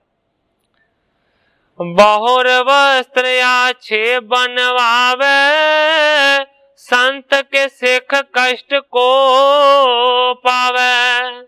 ਸਤਿਗੁਰੂ ਅਰਜਨ ਦੇਵ ਸੱਚੇ ਪਾਤਸ਼ਾਹ ਜੀ ਨੇ ਆਖਿਆ ਕਿ ਪ੍ਰਸ਼ਾਦ ਪਾਣੀ ਤੋਂ ਇਲਾਵਾ ਮਨੁੱਖ ਨੂੰ ਚਾਹੀਦਾ ਹੈ ਕਿ ਸੋਹਣੇ ਕੱਪੜੇ ਵੀ ਉਹਨਾਂ ਦੇ ਵਾਸਤੇ ਬਣਾਵੇ ਤੇ ਉਹਨਾਂ ਨੂੰ ਅਰਪਣ ਕਰੇ। ਸੰਤ ਕੇ ਸਿੱਖ ਕਸ਼ਟ ਕੋ ਪਾਵੇ। ਕਿਸੇ ਵੀ ਸੰਤ ਨੂੰ ਤੇ ਸਾਧ ਨੂੰ, ਸਿੱਖ ਨੂੰ ਦੁੱਖ ਕਿਉਂ ਹੋਵੇਗਾ ਜੇਕਰ ਤੁਸੀਂ ਇੰਜ ਕਰੋਗੇ। ਇਸ ਤਰੀਕੇ ਦੇ ਨਾਲ ਉਸ ਵੇਲੇ ਸਤਿਗੁਰਾਂ ਨੇ ਬਚਨ ਕੀਤੇ। ਸੀਤ ਕਾਲ ਮੈਂ ਕਰ ਪਹਿਰਾਏ, ਲੇਫ ਨਿਹਾਲੀ ਤੂਲ ਡਲਾਏ। ਸਤਿਗੁਰੂ ਅਰਜਨ ਦੇਵ ਸੱਚੇ ਪਾਤਸ਼ਾਹ ਜੀ ਕਹਿੰਦੇ ਨੇ, ਜੇ ਸਰਦੀ ਦਾ ਸਮਾਂ ਹੋਵੇ, ਠੰਡ ਜ਼ੋਰਾਂ ਦੀ ਪੈ ਰਹੀ ਹੋਵੇ, ਤੇ ਉਸ ਵੇਲੇ ਤੁਸੀਂ ਲੇਫ ਦਿਓ, ਨਿਹਾਲੀ ਦਿਓ, ਜਿਨ੍ਹਾਂ ਦੇ ਵਿੱਚ ਰੂੰ ਭਰਿਆ ਹੋਵੇ। ਰਜਾਈ ਨੂੰ ਕਹਿੰਦੇ ਨੇ ਲੇਫ, ਤਲਾਈ ਨੂੰ ਕਹਿੰਦੇ ਨੇ ਨਿਹਾਲੀ। ਕਹਿੰਦੇ ਨੇ ਕਿ ਰੂੰ ਦੇ ਨਾਲ ਭਰੀਆਂ ਹੋਈਆਂ ਲੇਫ ਤੇ ਨਿਹਾਲੀਆਂ ਦੇਣੀਆਂ ਚਾਹੀਦੀਆਂ ਨੇ, ਤਾਂ ਕਿ ਉਹ ਸਰਦੀ ਤੋਂ ਬਚ ਸਕਣ। ਕਹਿ ਕੰਬਰ ਦੇਰ ਨਗਨ ਕੋ ਛਾਦਨ ਕਰ ਗਰੀਬਨ ਤਨ ਕੋ। ਸਤਿਗੁਰੂ ਅਰਜਨ ਦੇਵ ਸੱਚੇ ਪਾਤਸ਼ਾਹ ਜੀ ਕਹਿੰਦੇ ਨੇ, ਜਾਂ ਫਿਰ ਕੰਬਲ ਵੰਡ ਦੇਣੇ ਚਾਹੀਦੇ ਨੇ, ਤਾਂ ਕਿ ਕੰਬਲਾਂ ਦੇ ਨਾਲ ਗਰੀਬ ਆਪਣੇ ਸਰੀਰ ਨੂੰ ਢੱਕ ਕੇ ਠੰਡ ਤੋਂ ਬਚ ਸਕਣ। ਕਰਨ ਦਾਨ ਇਸ ਬਿਦ ਕੇ ਦੋਏ, ਸਰਬ ਕਰ ਇਹ ਅਤ ਹਿਤ ਹੋਏ। ਸੱਚੇ ਪਾਤਸ਼ਾਹ ਜੀ ਕਹਿੰਦੇ ਨੇ ਕਿ ਦੋ ਤਰ੍ਹਾਂ ਦੇ ਇਹ ਦਾਨ ਨੇ, ਇੱਕ ਭੋਜਨ ਦਾ ਦਾਨ ਹੈ ਤੇ ਦੂਸਰਾ ਮਾਨੋ ਕਿ ਵਸਤਰਾਂ ਦਾ ਦਾਨ ਹੈ। ਸਤਿਗੁਰੂ ਸੱਚੇ ਪਾਤਸ਼ਾਹ ਜੀ ਕਹਿੰਦੇ ਨੇ ਕਿ ਹਿੱਤ ਦੇ ਨਾਲ ਇਹ ਦੋਵੇਂ ਦਾਨ ਜ਼ਰੂਰ ਕਰਨੇ ਚਾਹੀਦੇ ਨੇ। ਯਥਾ ਸ਼ਕਤ ਇਹ ਸਭ ਕੇ ਜੋਗ, ਗ੍ਰਸਤ ਧਰਮ ਧਾਰਿਓ ਜਿਸ ਲੋਗ। ਸਤਿਗੁਰੂ ਅਰਜਨ ਦੇਵ ਸੱਚੇ ਪਾਤਸ਼ਾਹ ਜੀ ਕਹਿੰਦੇ ਨੇ ਕਿ ਜਿਹੜੇ ਮਨੁੱਖ ਨੇ ਗ੍ਰਸਤ ਧਰਮ ਨੂੰ ਧਾਰਨ ਕਰਕੇ ਰੱਖਿਆ ਹੈ, ਉਹਦੇ ਵਾਸਤੇ ਯਥਾ ਯੋਗ ਇਹ ਕੰਮ ਕਰਨਾ ਬਣਦਾ ਹੈ ਕਿ ਉਹ ਦੋਵੇਂ ਤਰ੍ਹਾਂ ਦੇ ਦਾਨ ਕਰੇ, ਅੰਨ ਦਾ ਦਾਨ ਕਰੇ ਔਰ ਵਸਤਰਾਂ ਦਾ ਦਾਨ ਕਰੇ। ਬਚਨ ਕਯੋ ਸ੍ਰੀ ਨਾਨਕ ਧੀਰ, ਪੁੰਨ ਦਾਨ ਕਾ ਕਰੇ ਸਰੀਰ। ਸੱਚੇ ਪਾਤਸ਼ਾਹ ਜੀ ਕਹਿੰਦੇ ਨੇ ਕਿ ਸਤਿਗੁਰੂ ਸੱਚੇ ਪਾਤਸ਼ਾਹ ਜੀ ਨੇ ਆਪਣੀ ਗੁਰਬਾਣੀ ਦੇ ਵਿੱਚ ਲਿਖਿਆ ਹੋਇਆ, ਪੁੰਨ ਦਾਨ ਕਾ ਕਰੈ ਸਰੀਰ, ਸੋ ਗਿਰਹੀ ਗੰਗਾ ਕਾ ਨੀਰ। ਸਤਿਗੁਰੂ ਅਰਜਨ ਦੇਵ ਸੱਚੇ ਪਾਤਸ਼ਾਹ ਜੀ ਨੇ ਸਤਿਗੁਰੂ ਨਾਨਕ ਦੇਵ ਸੱਚੇ ਪਾਤਸ਼ਾਹ ਜੀ ਦੀ ਲਿਖੀ ਹੋਈ ਗੁਰਬਾਣੀ ਦੀ ਇਹ ਪੂਰੀ ਪੰਕਤੀ ਆਪਣੀ ਕਵਿਤਾ ਦੇ ਵਿੱਚ ਬਿਲਕੁਲ ਫਿੱਟ ਕਰ ਦਿੱਤੀ। ਪੁੰਨ ਦਾਨ ਕਾ ਕਰੈ ਸਰੀਰ, ਸੋ ਗਿਰਹੀ ਗੰਗਾ ਕਾ ਨੀਰ। ਇਸ ਮਹਾਵਾਕ ਦਾ ਇਹ ਭਾਵ ਹੈ ਕਿ ਮਨੁੱਖ ਨੂੰ ਚਾਹੀਦਾ ਹੈ ਕਿ ਪੁੰਨ ਤੇ ਦਾਨ ਦਾ ਹੀ ਆਪਣਾ ਸਰੀਰ ਬਣਾ ਲਵੇ। ਜਿਹੜਾ ਗ੍ਰਸਤੀ ਆਪਣੇ ਸਰੀਰ ਨੂੰ ਪੁੰਨ ਤੇ ਦਾਨ ਦਾ ਬਣਾ ਦਿੰਦਾ ਹੈ, ਸੋ ਗਿਰਹੀ ਗੰਗਾ ਕਾ ਨੀਰ। ਉਹ ਜਿਹੜਾ ਗਿਰਹੀ ਹੈ, ਉਹ ਜਿਹੜਾ ਗ੍ਰਸਤੀ ਹੈ, ਉਹ ਤੇ ਮਾਨੋ ਕਿ ਗੰਗਾ ਦਾ ਨੀਰ ਹੈ। ਗੰਗਾ ਦੇ ਨੀਰ ਦੇ ਵਾਂਗ ਉਹ ਪਵਿੱਤਰ ਹੈ, ਕਿਉਂਕਿ ਗ੍ਰੰਥਾਂ ਦੇ ਅਨੁਸਾਰ, ਸਾਡੇ ਮਤ ਦੇ ਅਨੁਸਾਰ ਸਤਿਗੁਰੂ ਸਾਹਿਬਾਨਾਂ ਨੇ ਗੰਗਾ ਦੇ ਪਾਣੀ ਨੂੰ ਸਾਰਿਆਂ ਤੋਂ ਚੰਗਾ ਤੇ ਸ੍ਰੇਸ਼ਟ ਮੰਨਿਆ ਹੈ।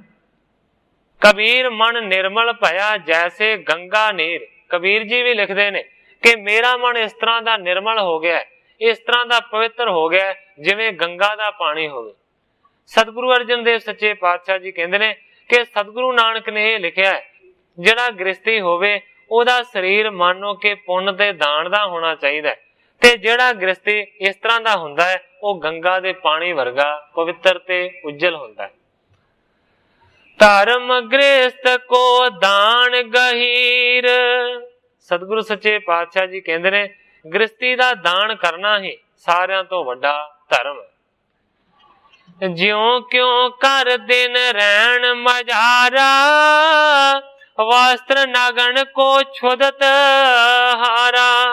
ਜਿਵੇਂ ਨਾ ਕਿਵੇਂ ਗ੍ਰਸਤੀ ਨੂੰ ਚਾਹੀਦਾ ਕਿ ਰਾਤ ਤੇ ਦਿਨ ਆਪਣੇ ਮਨ ਨੂੰ ਜੋੜ ਕੇ ਰੱਖੇ ਦਾਨ ਕਰਨ ਦੇ ਵਾਸਤੇ। ਭੁੱਖੇ ਨੂੰ ਆਹਾਰ ਦੇਵੇ, ਪ੍ਰਸ਼ਾਦ ਪਾਣੀ ਛਕਾਵੇ ਤੇ ਨੰਗੇ ਨੂੰ ਵਸਤਰ ਦੇਵੇ। ਪੁੰਨ ਅਪਰ ਬਹੁ ਬਿਦ ਕੇ ਤਉ ਨ ਸਮਤਾ ਇਸ ਕੀ ਲਹੈ। ਹੁਣ ਸਤਿਗੁਰੂ ਅਰਜਨ ਦੇਵ ਸੱਚੇ ਪਾਤਸ਼ਾਹ ਜੀ ਭਾਈ ਪੈੜੇ ਨੂੰ ਤੇ ਭਾਈ ਦੁਰਗੇ ਨੂੰ ਸਿੱਖਿਆ ਦੇ ਰਹੇ ਨੇ ਕਿ ਹੇ ਭਾਈ ਸਿੱਖੋ, ਜਿਹੜੇ ਪੁੰਨ ਨੇ ਦੁਨੀਆ ਦੇ ਉੱਤੇ ਹੋਰ ਵੀ ਬੜੇ ਤਰ੍ਹਾਂ ਦੇ ਨੇ, ਜਿਹੜੇ ਪੁੰਨ ਕੀਤੇ ਜਾ ਸਕਦੇ ਨੇ, ਪਰ ਗੁਰੂ ਜੀ ਨਾਲ ਹੀ ਕਹਿੰਦੇ ਨੇ ਤਉ ਨ ਸਮਤਾ ਇਸ ਕੀ ਲਹੈ। ਹੋਰ ਜਿੰਨੇ ਵੀ ਕੀਤੇ ਜਾਣ ਵਾਲੇ ਪੁੰਨ ਨੇ, ਉਹ ਕਹਿੰਦੇ ਨੇ ਕਿ ਇਹਨਾਂ ਦੋਵਾਂ ਦੇ ਬਰਾਬਰ ਨਹੀਂ ਹੋ ਸਕਦੇ। ਦਾਨ ਸ਼ਾਂਤ ਕੀ ਇਹ ਸੁਖਦਾਈ, ਭਗਤ ਉਪਾਵੈ ਕਸ਼ਟ ਮਿਟਾਈ। ਸਤਿਗੁਰਾਂ ਨੇ ਬਚਨ ਕੀਤਾ ਕਿ ਦਾਨ ਦੀ ਜਿਹੜੀ ਬਿਰਤੀ ਹੈ ਉਹ ਸ਼ਾਂਤਦਾਈ ਬਿਰਤੀ ਹੈ ਔਰ ਇਹ ਸੁਖਾਂ ਦਾ ਦਾਨ ਦੇਣ ਵਾਲੀ ਹੈ। ਇਸ ਤਰ੍ਹਾਂ ਕਰਨ ਦੇ ਨਾਲ ਮਨੁੱਖ ਦੇ ਅੰਦਰ ਭਗਤੀ ਦੇ ਭਾਵ ਪੈਦਾ ਹੁੰਦੇ ਨੇ ਤੇ ਸਾਰੇ ਉਸਦੇ ਕਸ਼ਟ ਮਿਟ ਜਾਂਦੇ ਨੇ। ਇਸ ਤਰੀਕੇ ਦੇ ਨਾਲ ਉਸ ਵੇਲੇ ਸਤਿਗੁਰਾਂ ਨੇ ਉਹਨਾਂ ਨੂੰ ਉਪਦੇਸ਼ ਦਿੱਤਾ। ਦਸਾਂ ਨੌਹਾਂ ਦੀ ਨੇਕ ਕਮਾਈ ਕਰਕੇ ਨਿਰਮਾਣ ਹੋ ਕੇ ਪੁੰਨ ਦਾਨ ਕਰਨਾ, ਦੇਣਾ ਭੁੱਖਿਆਂ ਤਾਈਂ ਪਕਾਏ ਭੋਜਨ, ਵਸਤਰ ਨੰਗਿਆਂ ਦੇ ਸਨਮਾਨ ਕਰਨਾ, ਸਿੱਖ ਸੰਤ ਫਕੀਰ ਦੀ ਸੇਵ ਕਰਨੀ, ਸਿੱਖ ਸੰਤ ਫਕੀਰ ਦੀ ਸੇਵ ਕਰਨੀ, ਜੋ ਸਰੇ ਬਣੇ ਹਾਜ਼ਰ ਆਣ ਕਰਨਾ, ਸਾਰੀ ਵਿੱਚੋਂ ਅੱਧੀ ਵਿੱਚੋਂ ਚੱਪਾ, ਹਾਜਤ ਮੰਦ ਨੂੰ ਦੇ ਨਾ ਮਾਣ ਕਰਨਾ, ਜੋ ਮੰਗਤਾ ਬੂਹੇ ਤੇ ਆ ਜਾਵੇ, ਜੋ ਮੰਗਤਾ ਬੂਹੇ ਤੇ ਆ ਜਾਵੇ, ਕੌੜਾ ਬੋਲਣਾ ਕਦੇ ਅਪਮਾਨ ਕਰਨਾ, ਦਾਤ ਰੱਬ ਦੀ ਸਮਝ ਕਰਤਾਰ ਸਿੰਘਾ, ਦਾਨ ਪੁੰਨ ਕਰ ਨਹੀਂ ਗੁਮਾਨ ਕਰਨਾ। ਕਰਤਾਰ ਸਿੰਘ ਜੀ ਕਲਾਸਵਾਲੀ ਲਿਖਦੇ ਨੇ ਕਿ ਸਤਿਗੁਰੂ ਅਰਜਨ ਦੇਵ ਸੱਚੇ ਪਾਤਸ਼ਾਹ ਜੀ ਨੇ ਪੈੜੇ ਤੇ ਦੁਰਗੇ ਨੂੰ ਇਸ ਤਰ੍ਹਾਂ ਦੀ ਸਿੱਖਿਆ ਦਿੱਤੀ। ਇਮ ਸਤ ਗੁਰ ਉਚਰਿਓ ਉਪਦੇਸ਼, ਪੈੜੇ ਦੁਰਗੇ ਸੁਣਿਓ ਅਸ਼ੇਸ਼। ਗ੍ਰੰਥਾਕਾਰ ਭਾਈ ਸੰਤੋਖ ਸਿੰਘ ਜੀ ਲਿਖਦੇ ਨੇ ਕਿ ਇਸ ਤਰੀਕੇ ਦੇ ਨਾਲ ਸਤਿਗੁਰੂ ਅਰਜਨ ਦੇਵ ਸੱਚੇ ਪਾਤਸ਼ਾਹ ਜੀ ਨੇ ਉਪਦੇਸ਼ ਉਚਾਰਨ ਕੀਤਾ ਤੇ ਸਾਰੇ ਦਾ ਸਾਰਾ ਉਪਦੇਸ਼ ਪੈੜੇ ਤੇ ਦੁਰਗੇ ਨੇ ਸੁਣਿਆ। ਬੰਧਨ ਕੀਨ ਸਦਨ ਕੋ ਗਏ, ਗੁਰ ਕੋ ਕਹਿਓ ਕਮਾਵਤ ਪਏ। ਦੋਵੇਂ ਸਤਿਗੁਰਾਂ ਨੂੰ ਨਮਸਕਾਰ ਕਰਕੇ ਆਪਣੇ ਘਰ ਚਲੇ ਗਏ ਨੇ ਤੇ ਜਿਸ ਤਰ੍ਹਾਂ ਸਤਿਗੁਰਾਂ ਨੇ ਹੁਕਮ ਕੀਤਾ ਸੀ ਉਸੇ ਹੁਕਮ ਦੀ ਕਮਾਈ ਕਰਨ ਲੱਗੇ। ਬਹੁ ਸਿੱਖਿਆ ਮੈਂ ਦੇਹ ਯਾਰਾ, ਸਾਦਰ ਕਹਿ ਭਾਉ ਵੱਡ ਤਾਰਾ। ਗ੍ਰੰਥਾਕਾਰ ਭਾਈ ਸੰਤੋਖ ਸਿੰਘ ਜੀ ਲਿਖਦੇ ਨੇ ਕਿ ਪੈੜੇ ਤੇ ਦੁਰਗੇ ਨੇ ਸਿੱਖਾਂ ਸਾਧਾਂ ਦੀ ਸੇਵਾ ਕਰਨੀ ਸ਼ੁਰੂ ਕਰ ਦਿੱਤੀ ਹੈ। ਬਹੁਤ ਸਾਰੇ ਸਿੱਖ ਸਾਧ ਆਉਂਦੇ ਨੇ, ਉਹਨਾਂ ਨੂੰ ਪ੍ਰਸ਼ਾਦ ਪਾਣੀ ਬਣਾ ਕੇ ਤਿਆਰ ਕਰਕੇ ਸਤਿਕਾਰ ਦੇ ਨਾਲ ਛਕਾਉਂਦੇ ਨੇ ਔਰ ਵੱਡੇ ਪ੍ਰੇਮ ਨੂੰ ਧਾਰਨ ਕਰਦੇ ਨੇ। ਕੇਤਕ ਦਿਵਸ ਬਿਤੇਮ ਕਰਤੇ, ਪੁਰਬ ਦਿਵਸ ਗੁਰ ਜਾਏ ਨਿਹਰਤੇ। ਕਾਫੀ ਦਿਨ ਇਸੇ ਤਰੀਕੇ ਦੇ ਨਾਲ ਉਹਨਾਂ ਨੇ ਦਾਨ ਪੁੰਨ ਕਰਨ ਦੇ ਵਿੱਚ ਬਤੀਤ ਕੀਤੇ। ਜਦੋਂ ਵੀ ਕੋਈ ਦਿਨ ਤਿਉਹਾਰ ਹੁੰਦਾ ਸੀ ਉਸ ਵੇਲੇ ਸਤਿਗੁਰਾਂ ਦਾ ਜਾ ਕੇ ਦਰਸ਼ਨ ਕਰਦੇ ਸੀ। ਖਰਚ ਵੱਡੋ ਕਰ ਆਮਦ ਥੋਰੀ, ਜਾਂ ਤੇ ਕੱਢਿਓ ਕਰਜ ਧਨ ਔਰੀ। ਗ੍ਰੰਥਾਕਾਰ ਭਾਈ ਸੰਤੋਖ ਸਿੰਘ ਜੀ ਲਿਖਦੇ ਨੇ ਕਿ ਪੈੜਾ ਤੇ ਦੁਰਗਾ ਕੋਈ ਅਮੀਰ ਨਹੀਂ ਸਨ ਜਾਦੇ, ਇਸ ਕਰਕੇ ਕਹਿੰਦੇ ਨੇ ਖਰਚਾ ਜ਼ਿਆਦਾ ਸੀ ਲੰਗਰ ਪਾਣੀ ਦਾ ਤੇ ਆਮਦਨ ਥੋੜੀ ਸੀ। ਇਸ ਕਰਕੇ ਮੰਨੋ ਕਿ ਉਹਨਾਂ ਨੂੰ ਲੰਗਰ ਬਣਾਉਣ ਦੇ ਵਾਸਤੇ, ਛਕਾਉਣ ਦੇ ਵਾਸਤੇ ਬਹੁਤਾ ਸਾਰਾ ਕਰਜ਼ਾ ਚੁੱਕਣਾ ਪਿਆ। ਇੱਕ ਦਿਨ ਬਹੁ ਸੰਗਤ ਚਲ ਆਈ, ਨਹੀਂ ਕੁਛ ਘਰ ਮੈਂ ਦੇ ਜੋ ਖਵਾਈ। ਸਬਬ ਦੇ ਨਾਲ ਇੱਕ ਦਿਨ ਬਹੁਤ ਸਾਰੀ ਸੰਗਤ ਉਹਨਾਂ ਦੇ ਘਰ ਚੱਲ ਕੇ ਆ ਗਈ, ਪਰ ਕਵੀ ਜੀ ਲਿਖਦੇ ਨੇ ਕਿ ਘਰ ਦੇ ਵਿੱਚ ਐਸਾ ਕੋਈ ਵੀ ਪਦਾਰਥ ਨਹੀਂ ਸੀ ਕਿ ਜਿਹੜਾ ਸੰਗਤ ਨੂੰ ਉਹ ਛਕਾ ਸਕਣ। ਦਾਇਓ ਨ ਕਰਜ਼ ਬਨਕ ਨੇ ਜਬੈ, ਕੁਛ ਕਬੇ ਭੂਖਣ ਤ੍ਰਿਆ ਕੇ ਤਬੈ। ਘਰ ਦੇ ਵਿੱਚ ਕੁਝ ਵੀ ਨਹੀਂ ਸੀ। ਕਰਜ਼ਾ ਲੈਣ ਦੇ ਵਾਸਤੇ ਸ਼ਾਹੂਕਾਰ ਦੇ ਕੋਲ ਗਏ, ਬਾਣੀਏ ਦੇ ਕੋਲ ਗਏ, ਪਰ ਪਹਿਲਾਂ ਹੀ ਬੜਾ ਕਰਜ਼ਾ ਲੈ ਚੁੱਕੇ ਸਨ। ਇਸ ਕਰਕੇ ਬਾਣੀਏ ਨੇ ਨਾ ਕਰ ਦਿੱਤੀ, ਕਰਜ਼ਾ ਨਾ ਦਿੱਤਾ। ਫਿਰ ਦੋਵਾਂ ਨੇ ਆਪਣੀਆਂ ਘਰ ਵਾਲੀਆਂ ਦੇ ਜਿਹੜੇ ਗਹਿਣੇ ਸੀ ਉਹਨਾਂ ਨੂੰ ਜਾ ਕੇ ਬਾਣੀਏ ਦੇ ਅੱਗੇ ਰੱਖਿਆ। ਵੇਚ ਤਾਹਿ ਕੋ ਅਸਨ ਬਨਾਵਾ, ਸਭ ਸੰਗਤ ਕੋ ਘਰ ਅਚਵਾਵਾ। ਬਾਣੀਏ ਨੂੰ ਗਹਿਣੇ ਜਾ ਕੇ ਵੇਚੇ ਤੇ ਉਹਨਾਂ ਦੇ ਬਦਲੇ ਫਿਰ ਅੰਨ ਪਾਣੀ ਖਰੀਦਿਆ, ਫਿਰ ਸਾਰੀ ਸੰਗਤ ਨੂੰ ਘਰ ਬਿਠਾ ਕੇ ਛਕਾਇਆ। ਅਗਲੇ ਦਿਵਸ ਹੇਤ ਨਹੀਂ ਰਹਿਓ, ਨਹੀਂ ਔਰ ਡੋਲੇ ਧੀਰਜ ਲਹਿਓ। ਛਕਾ ਕੇ ਵਿਹਲੇ ਹੋ ਗਏ, कवि जी लिखते हैं कि अगले दिन दे वास्ते कुछ भी बाकी ना रहा, पर तां भी नहीं उर डोले। हुण अपने हिरदे तो नहीं डोले, धीरज रहियो। दोवां ने मन दे विच धीरज नूं धारण करके रखिया, रता भी वो ना डोले। इस तरीके दे नाल उन्हां ने कीता। दोवें सिख उपदेश लै चले गए, घर अपने जाए कमान लगे। हथी मेहनत मजूरी ते कार करके, यथा शक्त विचों देण दान लगे। साध संत मोहताज दी करन सेवा, हाजत मंदा नूं देण दवान लगे। वेख नंगिया नूं देण कपड़े लै, भोजन भुखिया ताई खुलान लगे। थोड़ी आमदन खर्च वधीक हुंदा, थोड़ी आमदन खर्च वधीक हुंदा। गहने भांडे भी जा गहने पान लगे। धन मुकिया सब करतार सिंगा, रह अडोल ओ सिदक निभान लगे।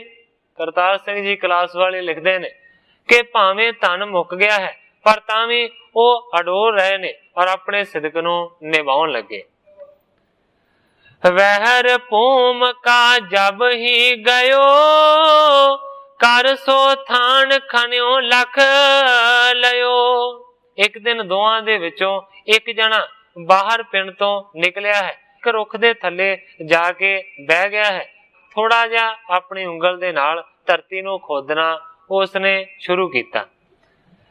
एक बासन दी नारन भरियो, तह निकास कर लियावन करियो। परमेश्वर ने ऐसा ढो ला दिता कि निम्मो झूणा हो के उन्हां दे विचों एक जाना रुख दे थल्ले बैठा सी, ते उसने अपने हत्थां दीआं उंगलां दे नाल थोड़ा जा जमीन नूं पुट्टना शुरू किया। ते अचानक ही उसने की देखिया कि उस मिट्टी दे विच दबिया होया एक भांडा उसनूं दिखाई दिता, जिहड़ा कि भांडा सारियां ही सोने दीआं मोहरां दे नाल भरिया होया सी। तह निकास कर लियावण करियो। उसने भांडे नूं पुट्टिया जिहड़ा कि सोने दीआं मोहरां दे नाल भरिया सी, ते चुक के अपने घर लै आया।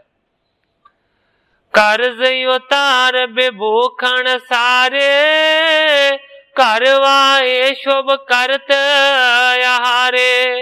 बाणीए दा सारा करजा उतार दिता।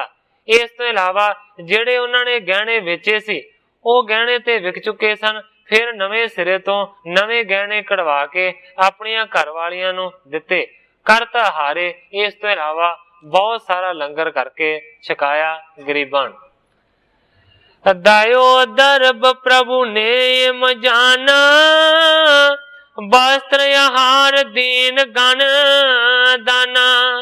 कवि जी लिखते ने कि दोवां ने यह समझिया कि यह जिहड़ा पदार्थ है ना, ये प्रभु ने सानू बख्शिया है। इस करके वस्त्र ते हार बहुत सारा वंडिया। गुरबाणी पाठ भगत करंते, श्री अर्जन को आए दिखंते। गुरबाणी दा पाठ कीता, भगती कीती ते सतगुरु अर्जन देव सच्चे पातशाह जी नूं सारा कुछ आण के सुनाया। रब्बी इमदाद उन्हां दोवां दी इस तरीके दे नाल होई। एक दिन उन्हां विचों एक जाना चिंता विच ही बाहर नूं जामदा ए। आया जंगल एक थां बैठ गया, पास लकड़ी पई उठामदा ए। बैठा खुरचने लगा जमीन ताई, बैठा खुरचने लगा जमीन ताई। आकरतार सबब बनावदा ए।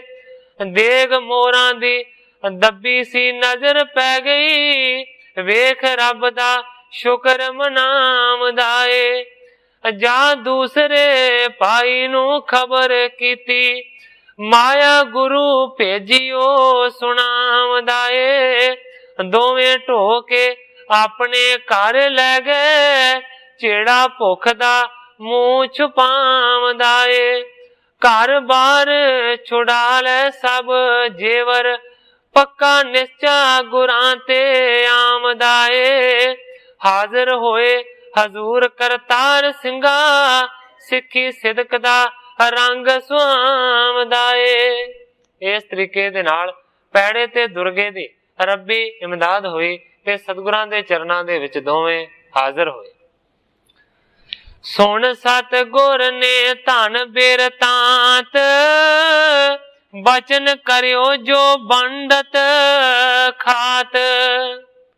ग्रंथाकार भाई संतोख सिंह जी लिखते ने कि जदों सतगुरु अर्जन देव सच्चे पातशाह जी ने यह धन का बिरतांत सुनिया कि इस तरीके दे नाल सानू धन लभा है, उस वेले सतगुरां ने बचन किया, कहंदे ने जो वंडत खात, हे भाई जेड़े मनुख वंड के छकदे ने, वाहिगुरु तिस थोड़न न देत, सर्व पदार्थ होए नकेत। गुरु जी ने बचन किया कि जेड़े मनुख वंड के खांदे ने, परमेश्वर कदे भी उन्हां दे धन दे विच जां अन्न दे विच थोड़ नहीं आउण दिंदा। सर्व पदार्थ होए नकेत, ऐसे मनुखां दे घर दे विच परमेश्वर दी बरकत दे नाल, ओदी कुदरत दे नाल, ओदे रहम दे नाल सारे पदार्थ चल के आउंदे ने। इस तरीके दे नाल उस वेले सतगुरां ने वचन आखे, जेड़ा नेक कमाई कर दान देंदा, भुखे नंगियां ते तरस खाए बहुता, वंड खाए कमाए जो टका पैसा, रब खुशी हो धन वधाए बहुता। खुले दिल चश्मा जिवें देवे पानी, नित तरो ताजा पानी आए बहुता, दाता दान करे धरे मान कोई, ना रब ओदे ताई रिजाए बहुता।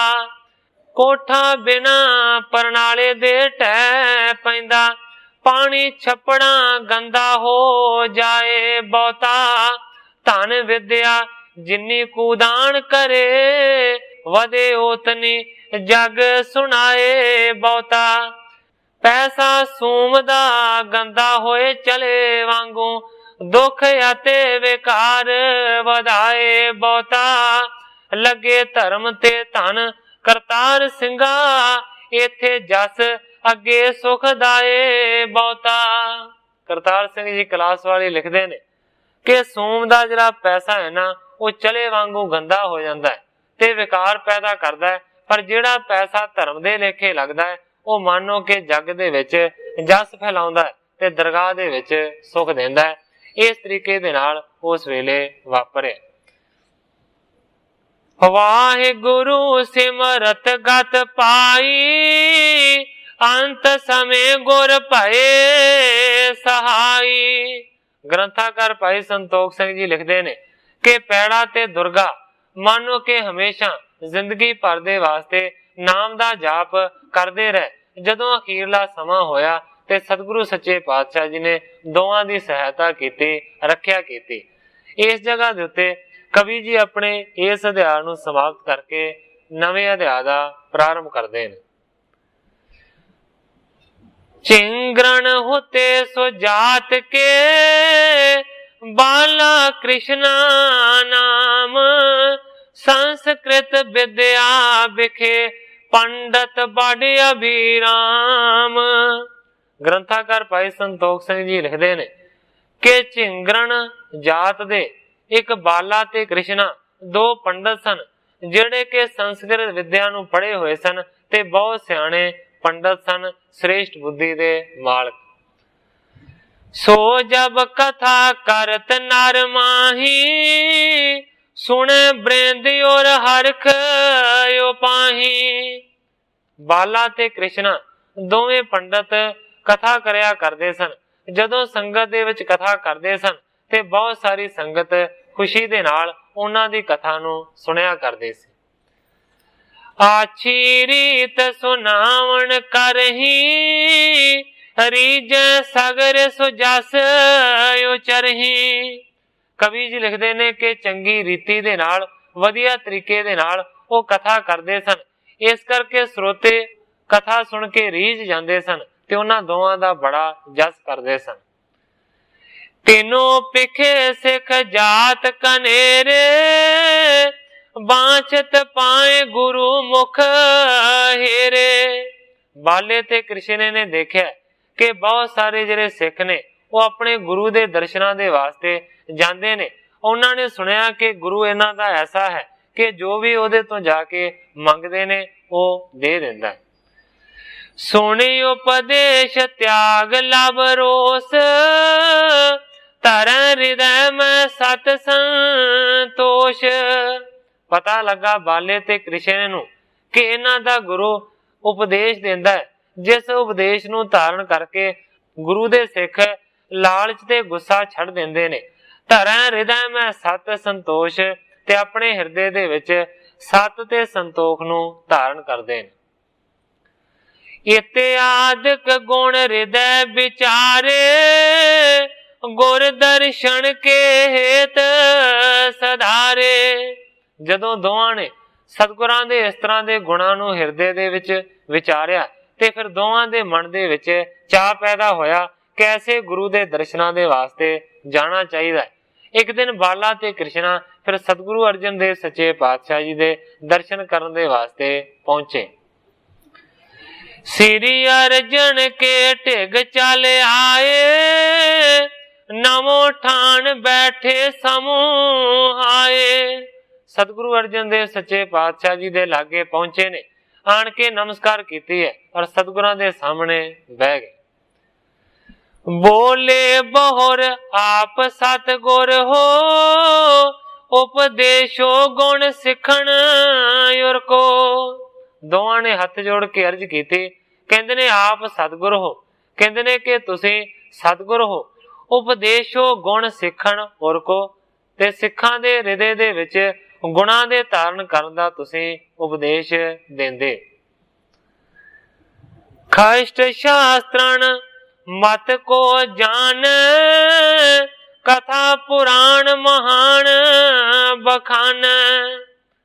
बाले ते कृष्ण ने अर्ज की है कि असीं 6 शास्त्रां दे जाणू हां, असीं 6 शास्त्रां दे मत नूं जाणदे हां, और इस तो इलावा महान जिहड़े पुराण ने उन्हां दी भी जानकारी है। असीं पुराण दी कथा करते हैं। श्रोता को हम देत रिझाए, सर्व प्रसन्न सुजस अलाए। दोवें कहंदे ने कि श्रोतिਆਂ ਨੂੰ सुनन वालिਆਂ ਨੂੰ ਅਸੀਂ कथा दे राहीं रिझा दिंदे हां, खुश कर दिंदे हां। कहंदे ने सारे साडे ते बड़े प्रसन्न हो के साडा जस बयान करदे ने।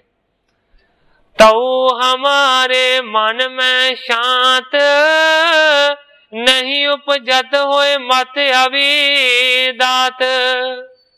बाला ते कृष्णा कहंदे ने सच्चे पातशाह, भावें असीं 6 शास्त्रां दे जाणू हां, भावें असीं पुराणां दी कथा करदे हां, भावें कि श्रोते साडे ते बड़े प्रसन्न हो के साडा जस बयान करदे ने, पर तां भी सच्चे पातशाह मन दे विच शांति नहीं है। नहीं उपजत होए मत अवधात कहण तो भावे है कि उज्जल बुद्धि होके शांति सच्चे पातशाह पैदा नहीं हुंदी। अजमत जुत लै गुण समुदाय, कृपा करो यह भेद बताए। कहंदे ने सच्चे पातशाह तुहाडे जिहड़े सिख ने ਉਹ शांति ਨੂੰ ਪਾਉਂਦੇ ਨੇ। ਇਸ ਤੋਂ ਇਲਾਵਾ ਤੁਹਾਡੇ ਰਹਿਮ ਦੇ ਨਾਲ, ਤੁਹਾਡੇ ਕਰਮ ਦੇ ਨਾਲ ਉਹਨਾਂ ਨੂੰ ਅਜਮਤਾਂ ਵੀ ਮਿਲਦੀਆਂ ਨੇ। ਕਿਰਪਾ ਕਰੋ ਇਹ ਭੇਦ ਬਤਾਵੋ, ਹਿਰਦੈ ਹਮਾਰੇ ਸ਼ਾਂਤ ਪਾਵੋ। ਕਿਰਪਾ ਕਰਕੇ ਇਸ ਭੇਦ ਨੂੰ ਦੱਸੋ ਕਿ ਐਸਾ ਕਿਉਂ ਹੈ। ਕਿਰਪਾ ਕਰਕੇ ਸੱਚੇ ਪਾਤਸ਼ਾਹ ਸਾਨੂੰ ਇਹ ਭੇਦ ਦੱਸੋ ਤਾਂ ਕਿ ਸਾਡੇ ਹਿਰਦੇ ਦੇ ਵਿੱਚ ਸ਼ਾਂਤੀ ਪੈਦਾ ਹੋ ਸਕੇ। ਇਸ ਤਰੀਕੇ ਦੇ ਨਾਲ ਬਾਲੇ ਤੇ ਕ੍ਰਿਸ਼ਨ ਨੇ ਸਤਿਗੁਰਾਂ ਦੇ ਚਰਨਾਂ ਦੇ ਵਿੱਚ ਅਰਜ਼ ਕੀਤੀ। ਬਾਲਾ ਕ੍ਰਿਸ਼ਨਾ ਚਿੰਗਰਨ ਜ਼ਾਤ ਦੇ ਸਨ, ਕਹਿੰਦੇ ਸੁਣੋ ਸਾਡਾ ਬਿਰਤਾਂਤ ਗੁਰ ਜੀ। ਖਟ ਸ਼ਾਸਤਰ ਵੇਦ ਪੁਰਾਣ ਪੜ੍ਹੇ, ਦੇਖੇ ਬਹੁਤ ਗ੍ਰੰਥ ਵਿਦਾਂਤ ਗੁਰ ਜੀ। ਕਥਾ ਕਰਦੇ ਲੋਕ ਪ੍ਰਸੰਨ ਹੁੰਦੇ, ਕਥਾ ਕਰਦੇ ਲੋਕ ਪ੍ਰਸੰਨ ਹੁੰਦੇ। ਚੰਗੇ ਜਾਣਦੇ ਜੋੜ ਤੁਕਾਂਤ ਗੁਰ ਜੀ। ਧਨ ਬਹੁਤ ਕਮਾਵਦੇ ਕਥਾ ਕਰਕੇ, ਲੋਕ ਕਰਨ ਸੇਵਾ ਕਈ ਭਾਂਤ ਗੁਰ ਜੀ। ਵੱਧਦੀ ਜਾਏ ਤ੍ਰਿਸ਼ਨਾ ਬਹੁਤ ਸਾਡੀ, ਵੱਧਦੀ ਜਾਏ ਤ੍ਰਿਸ਼ਨਾ ਬਹੁਤ ਸਾਡੀ, ਨਹੀਂ ਚਿੱਤ ਨੂੰ ਆਵਦੀ ਸ਼ਾਂਤ ਗੁਰ ਜੀ। ਕਿਰਪਾ ਸਾਡੇ ਤੇ ਕਰੋ ਕਰਤਾਰ ਸਿੰਘਾ, ਕੋਈ ਦੱਸ ਕੇ ਗੂੜ ਮਤਾਂਤ ਗੁਰ ਜੀ। ਕਹਿੰਦੇ ਨੇ ਸੱਚੇ ਪਾਤਸ਼ਾਹ ਕੋਈ ਗੂੜਾ ਮਤ ਆਪਣਾ ਦਿਓ ਤਾਂ ਕਿ ਸੱਚੇ ਪਾਤਸ਼ਾਹ ਸਾਡੇ ਮਨ ਦੇ ਵਿੱਚ ਸ਼ਾਂਤੀ ਪੈਦਾ ਹੋਵੇ। ਸੁਣ ਸਿਰੀ ਮੁਖ ਤੇ ਬਾਕ ਬਖਾਨਾ, ਮਨ ਕਾਰਨ ਗੁਣ ਅਵਗੁਣ ਜਾਣਾ। ਸਤਿਗੁਰੂ ਅਰਜਨ ਦੇਵ ਸੱਚੇ ਪਾਤਸ਼ਾਹ ਜੀ ਨੇ ਦੋਹਾਂ ਦੀਆਂ ਬੇਨਤੀਆਂ ਨੂੰ ਸੁਣਿਆ ਤੇ ਸਤਿਗੁਰਾਂ ਨੇ ਬਚਨ ਕੀਤਾ। ਕਹਿੰਦੇ ਨੇ ਮਨ ਕਾਰਨ ਗੁਣ ਅਵਗੁਣ ਜਾਣਾ। ਗੁਣ ਔਗਣ ਦਾ ਕਾਰਨ ਸੱਚੇ ਪਾਤਸ਼ਾਹ ਜੀ ਕਹਿੰਦੇ ਨੇ ਇੱਕ ਮਨ ਨੂੰ ਹੀ ਜਾਣੋ। ਵਿਦਿਆ ਪਠਨ ਲਗੇ ਤੁਮ ਜਬ ਤੇ, ਮਨ ਤ੍ਰਿਸ਼ਨਾ ਉਪਜਾਇਸ ਤਬ ਤੇ। ਸਤਿਗੁਰੂ ਸੱਚੇ ਪਾਤਸ਼ਾਹ ਜੀ ਬਾਲੇ ਤੇ ਕ੍ਰਿਸ਼ਨ ਨੂੰ ਕਹਿੰਦੇ ਨੇ ਕਿ ਜਦੋਂ ਦਾ ਤੁਸੀਂ ਵਿਦਿਆ ਨੂੰ ਪੜ੍ਹਨਾ ਸ਼ੁਰੂ ਕੀਤਾ ਹੈ ਉਦੋਂ ਦੀ ਤੁਹਾਡੇ ਮਨ ਦੇ ਵਿੱਚ ਜਿਹੜੀ ਮਾਇਆ ਦੀ ਤ੍ਰਿਸ਼ਨਾ ਹੈ ਨਾ ਉਹ ਪੈਦਾ ਹੋ ਗਈ। ਬਹੁ ਵਿਦਿਆ ਹਮ ਪਠੈ ਬਨਾਏ, ਦਰਬ ਸਮੂਹ ਲੇਹ ਉਪਜਾਏ। ਕਹਿੰਦੇ ਨੇ ਜਦੋਂ ਤੁਸੀਂ ਵਿਦਿਆ ਨੂੰ ਪੜ੍ਹ ਰਹੇ ਸੀ, ਵਿਦਿਆ ਨੂੰ ਪ੍ਰਾਪਤ ਕਰ ਰਹੇ ਸੀ, ਉਸੇ ਵੇਲੇ ਤੁਹਾਡੇ ਮਨ ਦੇ ਵਿੱਚ ਇਹ ਖਿਆਲ ਪੈਦਾ ਹੋਇਆ ਕਿ ਬਹੁਤ ਜ਼ਿਆਦਾ ਵਿਦਿਆ ਪੜਾਂਗੇ, ਚੰਗੇ ਵਿਦਾਂਤੀ ਬਣਾਂਗੇ, ਫਿਰ ਕਥਾ ਕਰਾਂਗੇ ਤੇ ਇਸ ਤਰ੍ਹਾਂ ਕਰਨ ਦੇ ਨਾਲ ਬਹੁਤ ਸਾਰੀ ਮਾਇਆ ਨੂੰ ਇਕੱਠਾ ਕਰਾਂਗੇ। ਦ੍ਰਿੜ ਸੰਕਲਪ ਤਥਾ ਹੀ ਰਹਿਓ, ਕਰ ਕਰ ਕਥਾ ਦਰਬ ਹੀ ਲਹਿਓ। ਤੇ ਕਹਿੰਦੇ ਨੇ ਸੱਚੇ ਪਾਤਸ਼ਾਹ ਕਿ ਇਹ ਦ੍ਰਿੜ ਸੰਕਲਪ ਤੁਹਾਡੇ ਮਨ ਦੇ ਅੰਦਰ ਠਹਿਰ ਗਿਆ ਤੇ ਉਸੇ ਤਰ੍ਹਾਂ ਹੁਣ ਤੁਸੀਂ ਕਰਦੇ ਹੋ, ਕਥਾ ਕਰਦੇ ਹੋ ਤੇ ਮਾਇਆ ਨੂੰ ਇਕੱਠਾ ਕਰਦੇ ਹੋ। ਨਿਜ ਮਨ ਕੇ ਸਮਝਾਵਨ ਕਾਰਨ, ਪਠੀ ਨ ਵਿਦਿਆ ਕੀਆ ਨਾ ਵਿਚਾਰਨ। ਸਤਿਗੁਰੂ ਸੱਚੇ ਪਾਤਸ਼ਾਹ ਜੀ ਕਹਿੰਦੇ ਨੇ ਤੁਸੀਂ ਦੂਜਿਆਂ ਨੂੰ ਸਿੱਖਿਆ ਦਿੰਦੇ ਹੋ, ਦੂਜਿਆਂ ਨੂੰ ਸਮਝਾਉਂਦੇ ਹੋ, ਪਰ ਆਪਣੇ ਮਨ ਨੂੰ ਸਮਝਾਉਣ ਦਾ ਕਦੇ ਵੀ ਤੁਸੀਂ ਕੋਈ ਯਤਨ ਨਹੀਂ ਕੀਤਾ। ਪਠੀ ਨ ਵਿਦਿਆ ਕੀਆ ਨਾ ਵਿਚਾਰਨ, ਕਦੇ ਆਪਣੇ ਮਨ ਨੂੰ ਸਮਝਾਉਣ ਦੇ ਵਾਸਤੇ ਵਿਦਿਆ ਨਹੀਂ ਪੜ੍ਹੀ ਤੇ ਨਾ ਹੀ ਵਿਦਿਆ ਦਾ ਕੋਈ ਵਿਚਾਰ ਕੀਤਾ। ਕਥਾ ਕਰਤ ਤਨ ਮੇ ਮਨ ਰਹਿ, ਕਿਮ ਸ਼ਾਂਤੀ ਗੁਣ ਗਨ ਕੋ ਲਹੈ। ਕਹਿੰਦੇ ਨੇ ਕਿ ਜਦੋਂ ਕਥਾ ਕਰਦੇ ਹੋ ਉਸ ਵੇਲੇ ਵੀ ਤੁਹਾਡਾ ਜਿਹੜਾ ਮਨ ਹੈ ਨਾ ਉਹ ਧਨ ਦੇ ਨਾਲ ਜੁੜਿਆ ਹੁੰਦਾ ਹੈ। ਇਸ ਤਰ੍ਹਾਂ ਕਰਨ ਦੇ ਨਾਲ ਸੱਚੇ ਪਾਤਸ਼ਾਹ ਜੀ ਕਹਿੰਦੇ ਨੇ ਕਿਵੇਂ ਤੁਹਾਨੂੰ ਸ਼ਾਂਤੀ ਵਰਗਾ ਵੱਡਾ ਗੁਣ ਮਿਲ ਸਕਦਾ ਹੈ। ਕਥਾ ਕਰਨ ਵਾਲੇ ਤੇ ਕੀਰਤਨੀਏ ਗੁਰਸਿੱਖਾਂ ਨੂੰ ਇਹ ਬਹੁਤ ਵੱਡਾ ਉਪਦੇਸ਼ ਦਿੱਤਾ ਗਿਆ ਹੈ ਕਿ ਜਿਹੜਾ ਕੋਈ ਕਥਾ ਕਰਦਾ ਹੋਵੇ ਜਾਂ ਕੋਈ ਕੀਰਤਨ ਕਰਦਾ ਹੋਵੇ ਉਹ ਦੂਜਿਆਂ ਨੂੰ ਉਪਦੇਸ਼ ਹੀ ਨਾ ਦੇਵੇ, ਉਸ ਗੱਲ ਨੂੰ ਆਪਣੇ ਆਪ ਦੇ ਉੱਤੇ ਵੀ ਢਾਲੇ। ਸਤਿਗੁਰੂ ਪ੍ਰਤਾਪ ਸਿੰਘ ਸੱਚੇ ਪਾਤਸ਼ਾਹ ਜੀ ਆਪਣੇ ਉਪਦੇਸ਼ ਦੇ ਵਿੱਚ ਕਹਿੰਦੇ ਨੇ ਕਿ ਸਾਧ ਸੰਗਤ ਜੀ ਕਿਰਪਾ ਕਰਿਓ ਮੇਰੇ ਤੇ ਕਿ ਜੋ ਮੈਂ ਕਹਿ ਰਿਹਾ ਹਾਂ ਮੇਰੇ ਮਨ ਦੇ ਉੱਤੇ ਵੀ ਇਹ ਅਸਰ ਕਰੇ, ਕਿਤੇ ਮੈਂ ਤੁਹਾਨੂੰ ਕਹਿੰਦਾ ਹੀ ਨਾ ਰਹਿ ਜਾਵਾਂ। ਸਤਿਗੁਰੂ ਪ੍ਰਤਾਪ ਸਿੰਘ ਸੱਚੇ ਪਾਤਸ਼ਾਹ ਜੀ ਅਕਾਲ ਪੁਰਖ ਇੰਨੀ ਵੱਡੀ ਗੱਲ ਕਹਿੰਦੇ ਨੇ। ਹੁਣ ਦਾਸ ਵੀ ਤੁਹਾਡੇ ਚਰਨਾਂ ਦੇ ਵਿੱਚ ਇਹ ਅਰਜ਼ ਕਰਦਾ ਹੈ ਕਿ ਭਾਵੇਂ ਮੈਂ ਕਹਿ ਰਿਹਾ ਹਾਂ ਪਰ ਮੈਂ ਤੁਹਾਡੇ ਤੋਂ ਬਾਹਰ ਨਹੀਂ ਹਾਂ, ਮੈਂ ਤੁਹਾਡੇ ਵਿੱਚ ਹੀ ਸ਼ਾਮਲ ਹਾਂ। ਜੋ ਸਿੱਖਿਆ ਮਿਲ ਰਹੀ ਹੈ ਇਹ ਗੁਰੂ ਦੇ ਇਤਿਹਾਸ ਤੋਂ, ਉਹ ਸਿਰਫ ਤੁਹਾਡੇ ਵਾਸਤੇ ਨਹੀਂ ਹੈ, ਉਹ ਮੇਰੇ ਵਾਸਤੇ ਵੀ ਹੈ। ਸਤਿਗੁਰੂ ਸੱਚੇ ਪਾਤਸ਼ਾਹ ਜੀ ਕਰਨ ਕਿਰਪਾ, ਸਾਧ ਸੰਗਤ ਦੀ ਕਿਰਪਾ ਹੋਵੇ, ਜੋ ਮੇਰੇ ਮੂੰਹ ਤੋਂ ਕਹਾਰੇ ਨੇ ਮੈਂ ਉਹਦੇ ਤੇ ਚੱਲਣ ਦਾ ਧਾਰਨੀ ਬਣ ਸਕਾਂ। ਸੋ ਮੇਰਾ ਸਿਰਫ ਕਹਿਣ ਤੋਂ ਭਾਵ ਇਹ ਹੈ ਕਿ ਸਤਿਗੁਰੂ ਅਰਜਨ ਦੇਵ ਸੱਚੇ ਪਾਤਸ਼ਾਹ ਜੀ ਨੇ ਆਖਿਆ ਹੈ ਕਿ ਤੁਸੀਂ ਦੂਜਿਆਂ ਦੇ ਵਾਸਤੇ ਕਥਾ ਕਰਦੇ ਹੋ, ਦੂਜਿਆਂ ਨੂੰ ਉਪਦੇਸ਼ ਦਿੰਦੇ ਹੋ, ਆਪਣੇ ਆਪ ਦੇ ਉੱਤੇ ਉਸ ਗੱਲ ਨੂੰ ਨਹੀਂ ਟਾਲਦੇ। ਗੁਰਬਾਣੀ ਦੇ ਵਿੱਚ ਪਾਠ ਹੁੰਦਾ ਹੈ, ਔਰਨ ਕੋ ਉਪਦੇਸ਼ਤ ਹੈ ਪਸ ਤੋਹਿ ਪ੍ਰਬੋਧ ਨਾ ਲਾਗੋ। ਦੂਜਿਆਂ ਨੂੰ ਇਹ ਮਨੁੱਖ ਤੂੰ ਉਪਦੇਸ਼ ਕਰਦਾ ਹੈ ਪਰ ਆਪਣੇ ਆਪ ਦੇ ਉੱਤੇ ਉਸ ਗੱਲ ਨੂੰ ਨਹੀਂ ਟਾਲਦਾ। ਇਸ ਤਰੀਕੇ ਦੇ ਨਾਲ ਸਤਿਗੁਰਾਂ ਨੇ ਬਾਲੇ ਤੇ ਕ੍ਰਿਸ਼ਨ ਨੂੰ ਉਪਦੇਸ਼ ਦਿੱਤਾ। ਪਾਈ ਵਿਦਿਆ ਪੜੀ ਤੇ ਕੀ ਹੋਇਆ, ਜੇਕਰ ਪੜ ਕੇ ਅਮਲ ਕਮਾਇਆ ਨਾ। ਤੋਤੇ ਵਾਂਗ ਪੜ ਬਣ ਗਏ ਚੁੰਝ ਗਿਆਨੀ, ਅੱਖਰ ਹਿਰਦੇ ਇੱਕ ਵਸਾਇਆ ਨਾ। ਕਲਰ ਵਾਂਗ ਹਿਰਦਾ ਓ ਰਿਹਾ ਖਾਰਾ, बरखा विच अंगूर जमाया ना, थिंदे भांडे ते जिवें ना बूंद अटके, लोभी हृदय ते शब्द ठहराया ना। विद्या पढ़ करूलियां रहे करदे, अंदर एक भी घुट लंघाया ना। पार गधे ते लद्या पोथियां दा, बिना बोझ कोई लाभ उठाया ना। कथा कर सुनाम दे रहे लोकां, आप रस उसदा कुछ पाया ना। वाचियां पोथियां थोथियां धन कारण, तात परज कोई खोज खुजाया ना। लोकां ताई उपदेश सुनाम दे रहे, लोकां ताई उपदेश सुनाम दे रहे, कदे अपने मन ते लाया ना। रहे मशाल ची बने करतार सिंगा, अंदर अपने दीवा जगाया ना। करतार सिंह जी क्लास वाले लिखते ने कि सतगुरां ने बचन किया कि तुसीं ते इस तरह का काम किया है कि जिवें विद्या नहीं पढ़ी, करूलियां कीतियां ने, चुलियां कीतियां ने।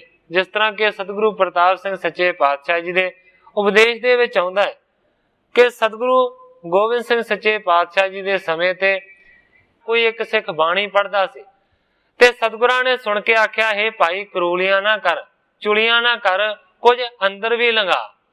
सतगुरु सच्चे पातशाह जी ने दृष्टांत दे वास्ते ਉਹ ਸਿੱਖ ਨੂੰ ਆਖਿਆ कि ਬਾਣੀ पढ़नी बंद कर दे, गुरबाणी ना पढ़। एक घड़ा संगनी शरदाई ਦਾ ਜਿਹਦੇ ਵਿੱਚ ਸੁੱਖਾ ਮਿਲਿਆ ਹੋਇਆ ਸੀ ਉਹ ਭਰ ਕੇ ਰੱਖ ਦਿੱਤਾ ਤੇ ਕਹਿਣ ਲੱਗੇ ਲੈ ਕਰੀ ਜਾ ਕੁਰਲੀਆਂ, ਚੁਲੀਆਂ ਕਰ ਕਰਕੇ ਬਾਹਰ ਡੋਲੀ ਜਾ। ਚੁਲੀਆਂ ਕਰੀ ਗਿਆ, ਅੰਦਰ ਘੁੱਟ ਨਾ ਲੰਘਾਈ, ਸਤਿਗੁਰਾਂ ਦੇ ਹੁਕਮ ਦੇ ਅਨੁਸਾਰ ਬਾਹਰ ਕੱਢੀ ਗਿਆ। ਜਦੋਂ 2-4 ਚੁਲੀਆਂ ਰਹਿ ਗਈਆਂ ਤੇ ਸਤਿਗੁਰੂ ਸੱਚੇ ਪਾਤਸ਼ਾਹ ਜੀ ਕਹਿੰਦੇ ਨੇ ਭਾਈ ਇੱਕ ਚੁਲੀ ਅੰਦਰ ਲੰਘਾ ਲੈ। ਜਦੋਂ ਉਸਨੇ ਚੁਲੀ ਅੰਦਰ ਲੰਘਾਈ ਤੇ ਸਤਿਗੁਰੂ ਪ੍ਰਤਾਪ ਸਿੰਘ ਸੱਚੇ ਪਾਤਸ਼ਾਹ ਜੀ ਕਹਿੰਦੇ ਨੇ ਫਿਰ ਸੁਭਾਵਿਕ ਗੱਲ ਸੀ ਕਿ ਅਮਲ ਆਉਣਾ ਹੀ ਸੀ। ਸਤਿਗੁਰੂ ਸੱਚੇ ਪਾਤਸ਼ਾਹ ਜੀ ਨੇ ਇਹ ਕਹਿਣ ਦਾ ਯਤਨ ਕੀਤਾ ਕਿ ਗੁਰਬਾਣੀ ਪੜ੍ਹਨੀ ਤੇ ਬੜੀ ਚੰਗੀ ਹੈ, ਪਰ ਇਸ ਤੋਂ ਵੀ ਜ਼ਿਆਦਾ ਇਹ ਚੰਗਾ ਹੈ ਕਿ ਗੁਰਬਾਣੀ ਨੂੰ ਪੜ੍ਹ ਕੇ ਉਹਦੇ ਤੇ ਅਮਲ ਕੀਤਾ ਜਾਵੇ। ਜੇਕਰ ਗੁਰਬਾਣੀ ਪੜ੍ਹ ਕੇ ਅਮਲ ਨਹੀਂ ਕੀਤਾ ਜਾਂਦਾ ਤੇ ਇਹ ਕੁਰਲੀਆਂ ਕਰਨ ਵਾਂਗ ਹੋ ਜਾਂਦਾ ਹੈ, ਜਿਹਦਾ ਅਸਰ ਕੋਈ ਨਹੀਂ ਹੁੰਦਾ। ਜਿਸ ਤਰ੍ਹਾਂ ਕਿ ਕੁਰਲੀਆਂ ਕਰਕੇ ਸਾਰਾ ਘੜਾ ਭਾਵੇਂ ਸੁੱਖੇ ਦਾ ਖਾਲੀ ਕਰ ਦਿੱਤਾ ਪਰ ਉਹਦਾ ਕੋਈ ਨਸ਼ਾ ਨਹੀਂ ਚੜਿਆ, ਉਹਦਾ ਕੋਈ ਅਸਰ ਨਹੀਂ ਹੋਇਆ। ਇਸੇ ਤਰੀਕੇ ਦੇ ਨਾਲ ਸਤਿਗੁਰੂ ਗੋਬਿੰਦ ਸਿੰਘ ਸੱਚੇ ਪਾਤਸ਼ਾਹ ਜੀ ਨੇ ਆਖਿਆ ਕਿ ਗੁਰਬਾਣੀ ਪੜ੍ਹਨੀ ਬੜੀ ਚੰਗੀ ਹੈ, ਪਰ ਇਸ ਤੋਂ ਵੀ ਜ਼ਿਆਦਾ ਚੰਗਾ ਇਹ ਹੈ ਕਿ ਗੁਰਬਾਣੀ ਤੇ ਪੜ੍ਹ ਕੇ ਅਮਲ ਹੋਵੇ। ਗ੍ਰੰਥਾਕਾਰ ਭਾਈ ਸੰਤੋਖ ਸਿੰਘ ਜੀ ਵੀ ਇਹੀ ਗੱਲ ਕਰਦੇ ਨੇ ਕਿ ਸਤਿਗੁਰਾਂ ਨੇ ਉਹਨਾਂ ਨੂੰ ਆਖਿਆ ਕਿ ਤੁਸੀਂ ਵਿਦਿਆ ਨਹੀਂ ਪੜ੍ਹੀ, ਤੁਸੀਂ ਕੁਰਲੀਆਂ ਕੀਤੀਆਂ ਨੇ, ਆਪਣੇ ਅੰਦਰ ਵਿਦਿਆ ਨੂੰ ਵਸਾਇਆ ਨਹੀਂ ਹੈ।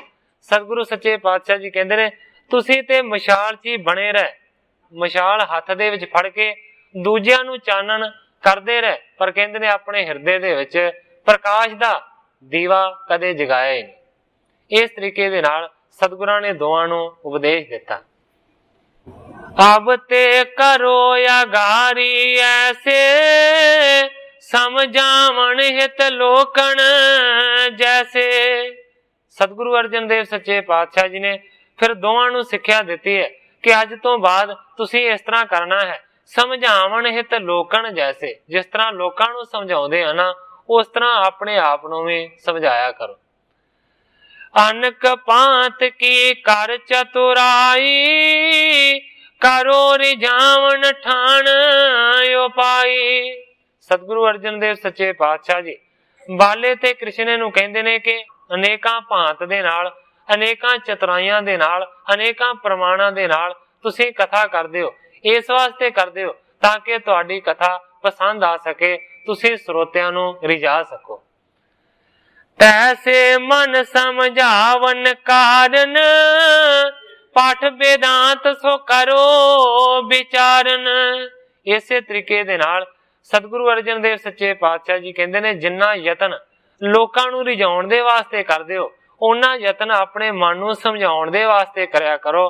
ਵੇਦਾਂਤ ਦਾ ਪਾਠ ਆਪਣੇ ਆਪ ਤੇ ਵਿਚਾਰ ਕੇ ਦੇਖਿਆ ਕਰੋ, ਤਾਂ ਤੁਹਾਡਾ ਇਹ ਮਨੁੱਖਾ ਜਨਮ ਸਫਲ ਹੋਏਗਾ। ਇਸੇ ਉਦਮ ਮੇ ਬਹੁ ਜਬ ਲਾਗੋ, ਸਿਮਰੋ ਸਤਨਾਮ ਅਨੁਰਾਗੋ। ਕਹਿੰਦੇ ਨੇ ਜਦੋਂ ਇਸ ਉਦਮ ਦੇ ਵਿੱਚ ਬਹੁਤਾ ਜ਼ਿਆਦਾ ਪ੍ਰਬਲ ਹੋ ਕੇ ਲੱਗ ਜਾਵੋਗੇ, ਜੁੜ ਜਾਵੋਗੇ, ਤੇ ਇਸ ਤੋਂ ਬਾਅਦ ਫਿਰ ਪਰਮੇਸ਼ਰ ਦਾ ਨਾਮ ਤੁਹਾਡੇ ਮਨ ਦੇ ਅੰਦਰ ਪੈਦਾ ਹੋਵੇਗਾ। ਪਰਮੇਸ਼ਰ ਦਾ ਨਾਮ ਜਪਣ ਦੇ ਵਿੱਚ ਤੁਹਾਡੀ ਸੁਰਤੀ ਲੱਗੇਗੀ, ਉਹਦੇ ਨਾਲ ਵੀ ਤੁਹਾਡਾ ਪਿਆਰ ਵਧੇਗਾ। ਇਸ ਤਰੀਕੇ ਦੇ ਨਾਲ ਸਤਿਗੁਰਾਂ ਨੇ ਉਪਦੇਸ਼ ਦਿੱਤਾ। ਮੂੰਹੋਂ ਪੜੋ ਸੁਣਾਓ ਜੋ ਹੋਰ ਨਾਨੂੰ, ਸੋਚ ਉਸ ਤੇ ਅਮਲ ਕਮਾਓ ਪਹਿਲਾਂ, ਕਿਸੇ ਤਾਈਂ ਉਪਦੇਸ਼ ਸੁਣਾਓ ਪਿੱਛੋਂ, ਉੱਤੇ ਆਪਣੇ ਗੱਲ ਘਟਾਓ ਪਹਿਲਾਂ। ਪੜੇ ਸੁਣੇ ਦਾ ਹੋਵੇਗਾ ਅਸਰ ਤਾਈਏ, ਪੜੇ ਸੁਣੇ ਦਾ ਹੋਵੇਗਾ ਅਸਰ ਤਾਈਏ, ਮੈਲ ਮਨ ਦੀ ਸਾਰੀ ਗਵਾਓ ਪਹਿਲਾਂ, ਹੋਵੇ ਕਹਿਣ ਬਾ ਅਸਰ ਕਰਤਾਰ ਸਿੰਘਾ, ਕਰਨੀ ਕਰਕੇ ਕੋਈ ਸਮਝਾਓ ਪਹਿਲਾਂ। ਸਤਿਗੁਰੂ ਸੱਚੇ ਪਾਤਸ਼ਾਹ ਜੀ ਕਹਿੰਦੇ ਨੇ ਤੁਸੀਂ ਦੂਜਿਆਂ ਨੂੰ ਉਪਦੇਸ਼ ਸੁਣਾਉਂਦੇ ਹੋ, ਪਰ ਕਹਿੰਦੇ ਨੇ ਉਸ ਦਾ ਅਸਰ ਨਹੀਂ ਹੁੰਦਾ। ਕਿਉਂ ਨਹੀਂ ਅਸਰ ਹੁੰਦਾ? ਕਿਉਂਕਿ ਜੋ ਤੁਸੀਂ ਕਹਿੰਦੇ ਹੋ ਉਸ ਦੇ ਆਪ ਧਾਰਨੇ ਨਹੀਂ ਬਣਦੇ। ਇੱਕ ਛੋਟਾ ਜਿਹਾ ਪ੍ਰਮਾਣ ਯਾਦ ਆ ਗਿਆ ਕਿ ਕਿਸੇ ਬੀਬੀ ਦਾ, ਮਾਈ ਦਾ ਲੜਕਾ, ਛੋਟਾ ਬੱਚਾ ਬਹੁਤ ਜ਼ਿਆਦਾ ਗੁੜ ਖਾਂਦਾ ਸੀ।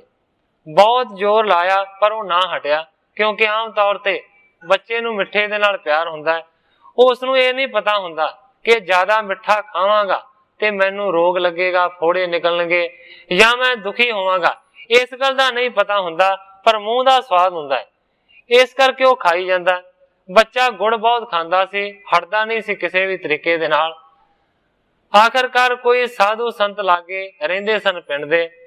ਮਾਈ ਨੇ ਸੋਚਿਆ ਕਿ ਚਲੋ ਉਹਨਾਂ ਦੀ ਸ਼ਰਨ ਦੇ ਵਿੱਚ ਲਿਜਾਂਦੇ ਆ, ਉਹਨਾਂ ਨੂੰ ਕਹਿੰਦੇ ਆ ਕਿ ਕੋਈ ਕਿਰਪਾ ਕਰੋ, ਕੋਈ ਐਸਾ ਵਾਕ ਕਹਿ ਦਿਓ ਕਿ ਬੱਚਾ ਗੁੜ ਖਾਣੋਂ ਹਟ ਜਾਵੇ।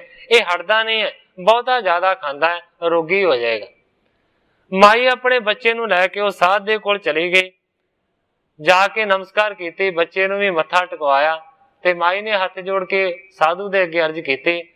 ਕਹਿੰਦੀ ਹੈ ਕਿ ਮਹਾਰਾਜ ਮੇਰਾ ਬੱਚਾ ਗੁੜ ਬੜਾ ਖਾਂਦਾ ਹੈ, ਕਿਰਪਾ ਕਰਕੇ ਤੁਸੀਂ ਕੋਈ ਐਸਾ ਬਚਨ ਕਹਿ ਦਿਓ ਕਿ ਇਹ ਗੁੜ ਨਾ ਖਾਵੇ। ਮੇਰੇ ਬਚਨ ਦੇ ਵਿੱਚ ਕੋਈ ਤਾਸੀਰ ਨਹੀਂ ਹੈ, ਤੁਸੀਂ ਸਾਧੂ ਹੋ, ਭਜਨ ਬੰਦਗੀ ਕਰਨ ਵਾਲੇ ਹੋ, ਤੁਹਾਡੇ ਬਚਨ ਦੇ ਵਿੱਚ ਤਾਸੀਰ ਹੈ, ਕਿਰਪਾ ਕਰਕੇ ਤੁਸੀਂ ਇਹਨੂੰ ਆਖੋ ਕਿ ਗੁੜ ਨਾ ਖਾਇਆ ਕਰ। ਤੇ ਉਸ ਵੇਲੇ ਫਿਰ ਸੰਤਾਂ ਨੇ ਆਖਿਆ ਬੀਬੀ ਇਸ ਤਰ੍ਹਾਂ ਦੀ ਗੱਲ ਨਹੀਂ ਹੈ, ਤੂੰ 7 ਕੁ ਦਿਨਾਂ ਤੋਂ ਬਾਅਦ ਫੇਰ ਆਵੇਂ, ਫੇਰ ਮੈਂ ਆਖਾਂਗਾ। ਬੀਬੀ ਨੇ 7 ਵਚਨ ਆਖਿਆ, ਘਰ ਵਾਪਸ ਆ ਗਈ।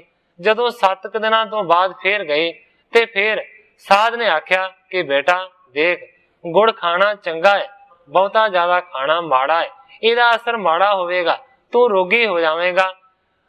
ਬਚਨ ਦੇ ਵਿੱਚ ਤਾਸੀਰ ਸੀ। ਬੱਚੇ ਨੇ ਆਖਿਆ ਜੀ ਬਾਬਾ ਜੀ ਠੀਕ ਹੈ, ਮੈਂ ਅੱਜ ਤੋਂ ਬਾਅਦ ਹਿਸਾਬ ਦਾ ਗੁੜ ਖਾਵਾਂਗਾ, ਬਹੁਤਾ ਨਹੀਂ ਖਾਵਾਂਗਾ। ਮਾਈ ਨੇ ਆਖਿਆ ਕਿ ਸੰਤ ਜੀ ਮੈਂ 7 ਦਿਨ ਪਹਿਲਾਂ ਆਈ ਸੀ, ਤੁਸੀਂ ਜੇ ਉਦੋਂ ਇਹ ਗੱਲ ਕਹਿ ਦਿੰਦੇ ਤੇ ਫੇਰ ਕੀ ਫਰਕ ਪੈਂਦਾ ਸੀ। 7 ਦਿਨ ਲੰਘਾ ਦਿੱਤੇ ਆ, 7 ਦਿਨਾਂ ਵਿੱਚ ਪਤਾ ਨਹੀਂ ਕਿੰਨਾ ਗੁੜ ਨੇ ਹੋਰ ਜ਼ਿਆਦਾ ਖਾ ਲਿਆ, ਤੇ ਤੁਸੀਂ ਅੱਜ ਵੀ ਗੱਲ ਆਖੀ ਹੈ ਤੇ ਉਦੋਂ ਹੀ ਕਹਿ ਦਿੰਦੇ।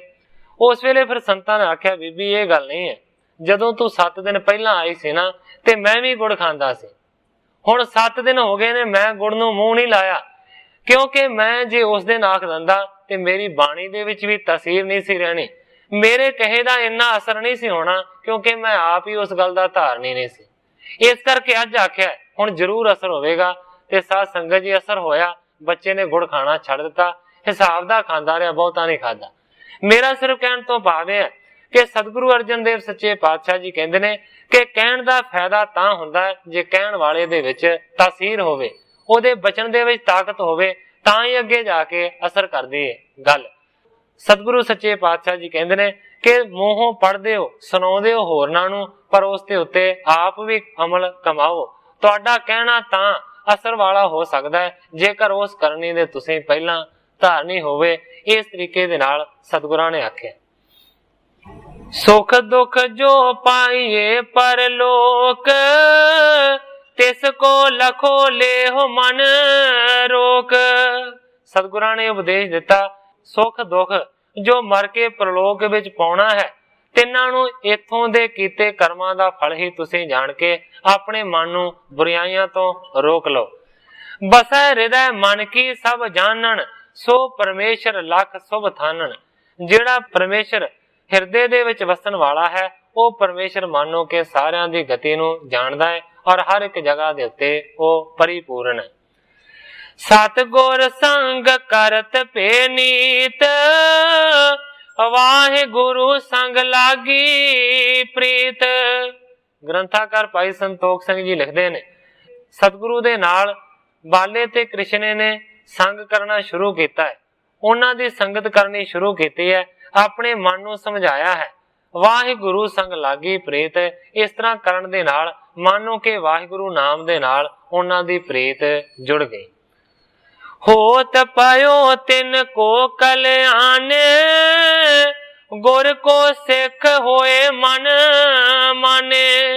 ਇਸ ਤਰ੍ਹਾਂ ਕਰਨ ਦੇ ਨਾਲ ਉਹਨਾਂ ਦਾ ਮਾਨੋ ਕਿ ਕਲਿਆਣ ਹੋ ਗਿਆ।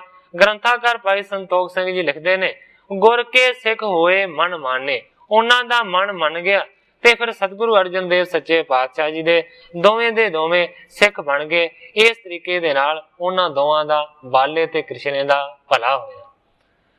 ਸਤਿਗੁਰਾਂ ਤੋਂ ਪਾਇ ਉਪਦੇਸ਼ ਗਏ, ਮਤਲਬ ਵਿਦਿਆ ਦਾ ਅਸਲ ਪਾਇਆ ਉਹਨਾਂ।